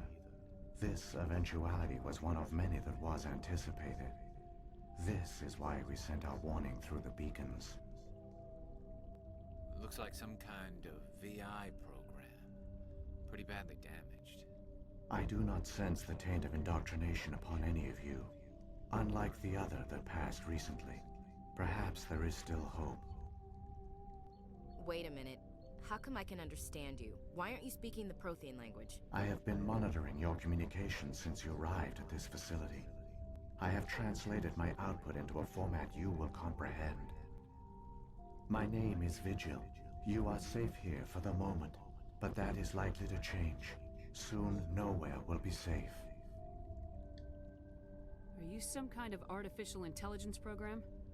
I am an advanced non-organic analysis system, with personality imprints from Kesad Aishan, Chief Overseer of the Ilos Research Facility. Why did you bring me here? You must break a cycle that has continued for millions of years. But to stop it, you must understand, or you will make the same mistakes we did. The Citadel is the heart of your civilization and the seat of government, as it was with us, and as it has been with every civilization that came before us. But the Citadel is a trap. The station is actually an enormous mass relay, one that links to dark space, the empty void beyond the galaxy's horizon. When the Citadel relay is activated, the Reapers will pour through, and all you know will be destroyed. Yes, I do get a break from the orchestra for the summer. Yeah, we have our last performance like mid-May, and then we'll take the season kind of ends, and we'll be on break until like mid-August. How come nobody ever noticed the Citadel was an inactive mass relay? The Reapers are careful to keep the greatest secrets of the Citadel hidden.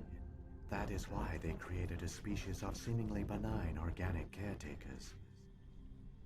The Keepers maintain the station's most basic functions. They enable any species that discovers the Citadel to use it without fully understanding the technology. Reliance on the Keepers ensures no other species will ever discover the Citadel's true nature. Not until the relay is activated and the Reapers invade. How do the Reapers survive out in dark space? We have only theories. The researchers here came to believe the Reapers enter prolonged states of inactivity to conserve energy. This allows them to survive the thousands and thousands of years it takes for organic civilization to rebuild itself. But in this state, they are vulnerable. By retreating beyond the edges of the galaxy, they ensure no one will accidentally discover them. They keep their existence hidden until the Citadel relay is activated. The Reapers can wipe out the Council and the entire Citadel fleet in a single surprise attack. That was our fate. Our leaders were dead before we even realized we were under attack. The Reapers seized control of the Citadel, and through it, the mass relays. Communication and transportation across our empire were crippled. Each star system was isolated, cut off from the others. Easy prey for the Reaper fleets. Over the next decades, the Reapers systematically obliterated our people. World by world, system by system, they methodically wiped us out. The war was lost. If you'd surrendered, they might have let you live. No offer of surrender was ever given. Our enemy had a single goal: the extinction of all advanced organic life. Through the Citadel, the Reapers had access to all our records, maps, census data. Information is power, and they knew everything about us. Their fleets advanced across every settled region of the galaxy. Some worlds were utterly destroyed. Others were conquered, their populations enslaved. These indoctrinated servants became sleeper agents under Reaper control. Taken in as refugees by other Protheans, they betrayed them to the machines. Within a few centuries, the Reapers had killed or enslaved every Prothean in the galaxy. They were relentless, brutal, and absolutely thorough. I don't understand. Where did the Reapers go after they conquered your people? Our worlds were stripped bare, harvested by the indoctrinated slaves. Everything of value, all resources, all technology was taken. Certain that all advanced organic life had been extinguished, the Reapers retreated back through the Citadel relay into dark space, sealing it behind them. All evidence of the Reaper invasion had been wiped away. Only their indoctrinated slaves were left behind, abandoned. Mindless husks, no longer capable of independent thought. The indoctrinated soon starved or died of exposure. The genocide of the Protheans was complete. What do the Reapers get out of this? Why do they keep repeating this pattern of genocide over and over? The Reapers are alien, unknowable. Perhaps they need slaves or resources. More likely they are driven by motives and goals organic beings cannot hope to comprehend. In the end, what does it matter? Your survival depends on stopping them, not in understanding them. You said you brought me here for a reason. Tell me what I need to do. The conduit is the key. Before the Reapers attacked, we Protheans were on the cusp of unlocking the mysteries behind mass relay technology. Ilos was a top-secret facility. Here, researchers worked to create a small-scale version of a mass relay, one that linked directly to the Citadel, the hub of the relay network. The conduit's not a weapon. It's a backdoor into the Citadel. How did you manage to stay hidden? All official records of our project were destroyed in the initial attack on the Citadel. While the Prothean Empire came crashing down, Ilos was spared. We severed all communication with the outside, and our facility went dark. The personnel retreated underground into these archives.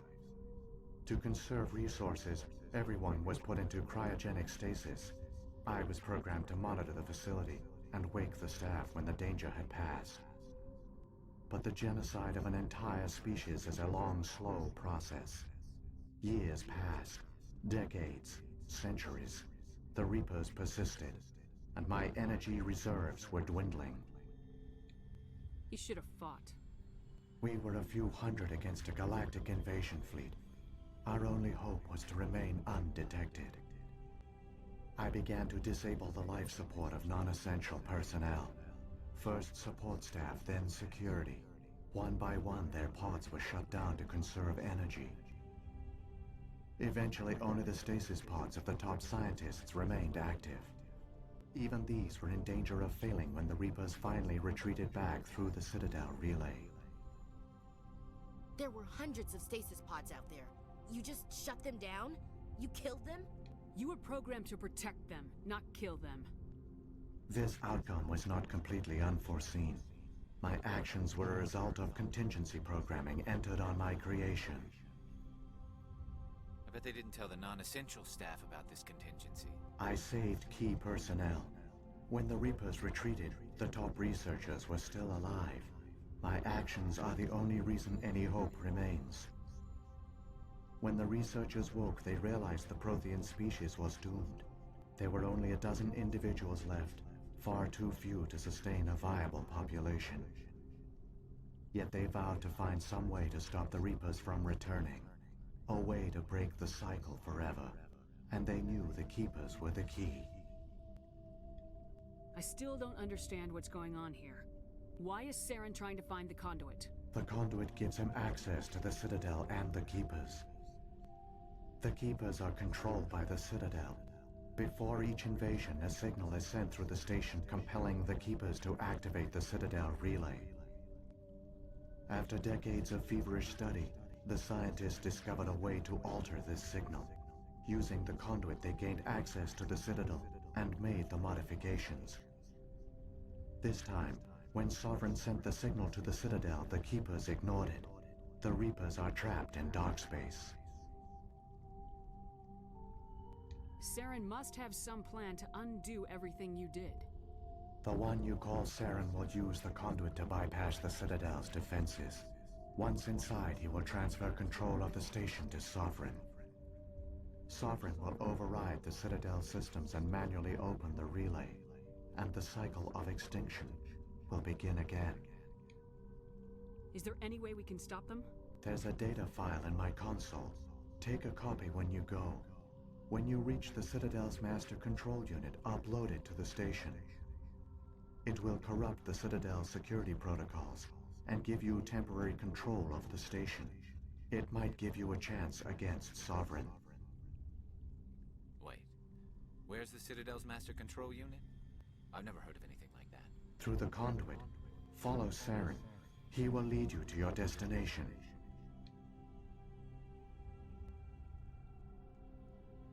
If the Reapers are trapped in dark space, how did Sovereign get here? It is logical to assume the Reapers would leave one of their own behind after each extinction. A sentinel to pave the way for their inevitable return. Like those in dark space, Sovereign probably spent most of the last 50,000 years in a state of hibernation. Periodically, it would wake to analyze the situation. Keeping its existence hidden, it would evaluate the state of galactic civilization. And when the time was right, it would signal the Citadel and usher in the next Reaper invasion.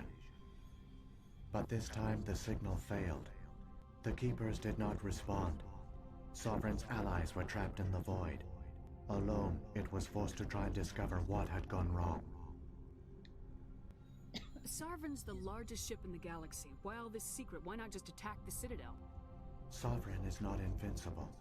Revealing its true nature would have united the forces of every organic species against it. Even a Reaper couldn't survive such odds. But the Reapers are patient. They will not rush into the unknown. Sovereign could have been planning this for centuries, moving deliberately, gathering allies. Slowly, it has assembled the pieces of the puzzle, working through agents to keep itself hidden. Saren is the most visible pawn of the Reapers, but I doubt he was the first. Now Sovereign has grown bold. Whether from confidence or desperation, I cannot say. But it is determined to reopen the portal to dark space. What about the beacon on Eden Prime? And the one on Vermeer? What were they for? At our apex, the beacons spanned the breadth of our empire. We used them as a single galaxy-wide network to transmit data and communications rapidly from world to world. Virtually all the beacons were destroyed during the invasion, but once the Reapers were gone, the survivors here on Ilos decided to risk sending out a message. We knew it was unlikely there were other survivors, but if there were, we wanted them to know about Ilos. We wanted to give them hope, so a message was sent across the network. You could have exposed yourself to the Reapers. In truth, we didn't expect any of the beacons would still function, but we had to try. If there were survivors, we had to reach them. The message was meant for our own people. It was coded so only organic beings could interpret it. We still didn't understand the power of Reaper indoctrination. We never realized it could lead an agent of the machines, like Saren, to this world. But it has also led you here. So perhaps we did not fail after all. So when the Reapers created the Citadel, they created the Keepers as well? A more likely scenario is that the Keepers were one of the early harvested civilizations. Perhaps the very first. Perhaps they responded well to indoctrination, or the Reapers simply bred them to be obedient. In any case, they were left behind to operate and maintain the Citadel. But the Keepers are no longer directly controlled by Sovereign or its ilk. They evolved so that they only respond to the signals emitted by the Citadel itself. When the Protheans altered the Citadel's signals, they broke Sovereign's hold over the Keepers. Now, they are completely harmless. Sovereign must have realized organic races were difficult to control. A likely hypothesis. The Keepers evolved in an unanticipated direction. Non-organic servants like the Geth would be more predictable. What happened to the survivors from the Conduit project? They used the conduit to gain access to the Citadel, but the conduit is only a prototype. The portal only links in one direction, so they were trapped on the station. I do not know what became of them then. It is unlikely they found any food or water on the station. I fear they suffered a slow, grim death. I only know they succeeded in their mission to seal the relay. Your presence here proves their sacrifice was not in vain. Saren's got enough of a head start. Grab that data file and let's go. The one you call Saren has not reached the conduit. Not yet. There is still hope if you hurry. That was a rather extensive lore dump, but I felt like it was important, especially if you've never played the game or experienced the series before, especially for keeping up for future games. I was also trying really hard not to fidget during that, since it's almost the end. Well, it's basically the end of stream, but I'm going to get to a good stopping point first. But So I'm many getting a little races uncomfortable in looked my up chair. to the Protheans as paragons of civilization. They were fooled by the Reapers, just as we were. They failed. We can get there in time. Their plan only fails if we do, and I've come too far to watch Saren win. I gotta play a bit more to get us to a good stopping point. I'm gonna go ahead and save here anyway.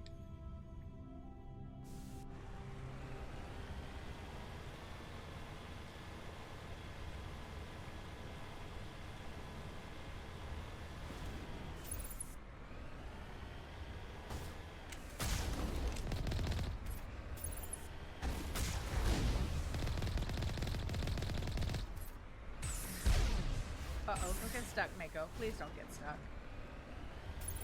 We don't have time for that today. We got places to be.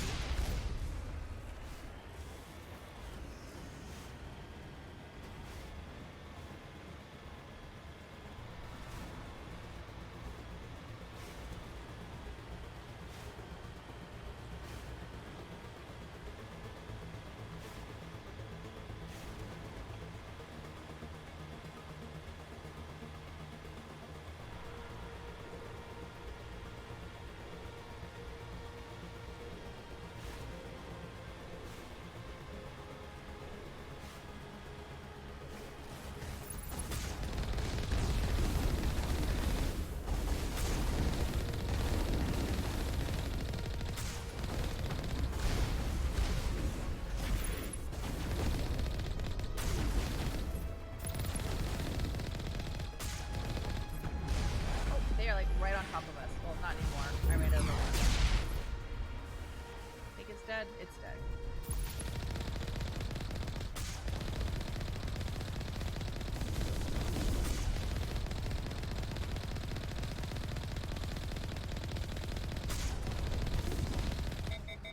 Aw, sad.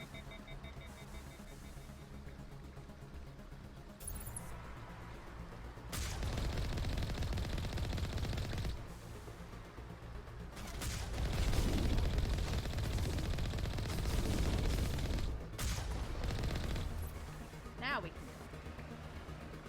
I guess I could have tried to run it over.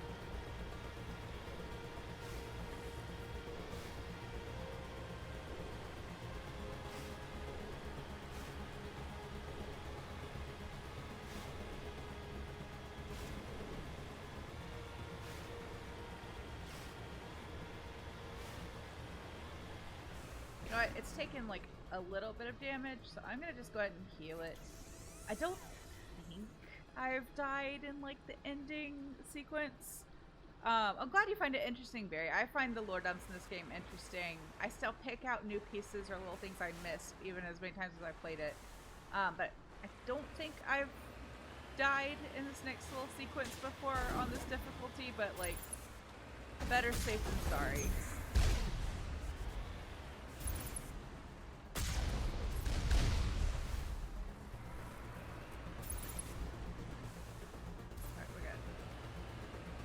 I would just really hate to be so close to the end and have like a stupid death. You know what I mean?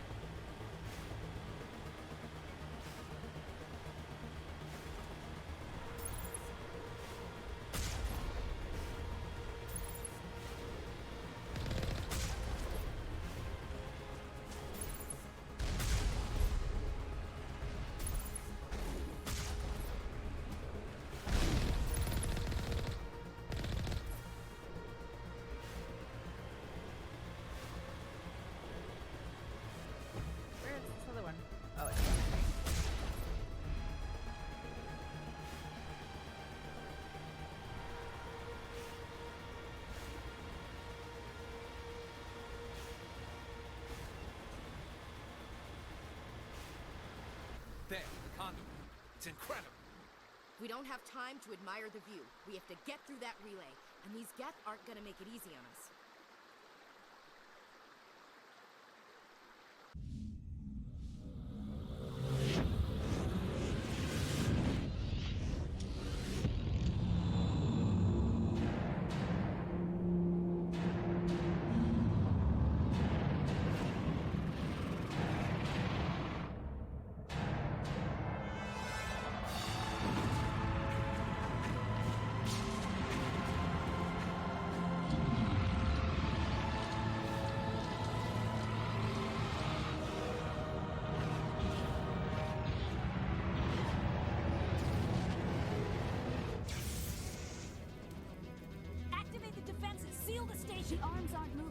system's not responding. Abandon the Citadel! Evacuate the Council! Citadel Control! Citadel Control, do you copy?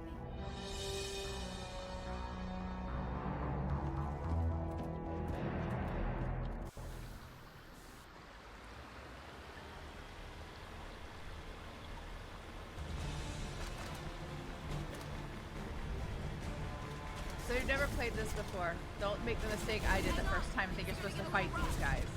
You're not supposed to fight them. You're supposed to just kind of haul it to the Citadel, or to the conduit. Although I think it is possible to die if you don't move fast enough.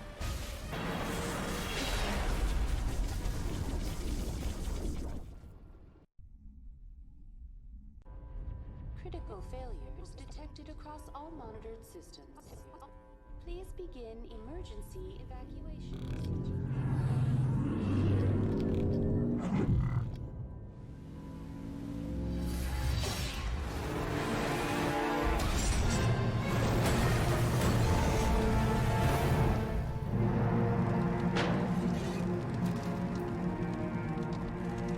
R.I.P. Mako.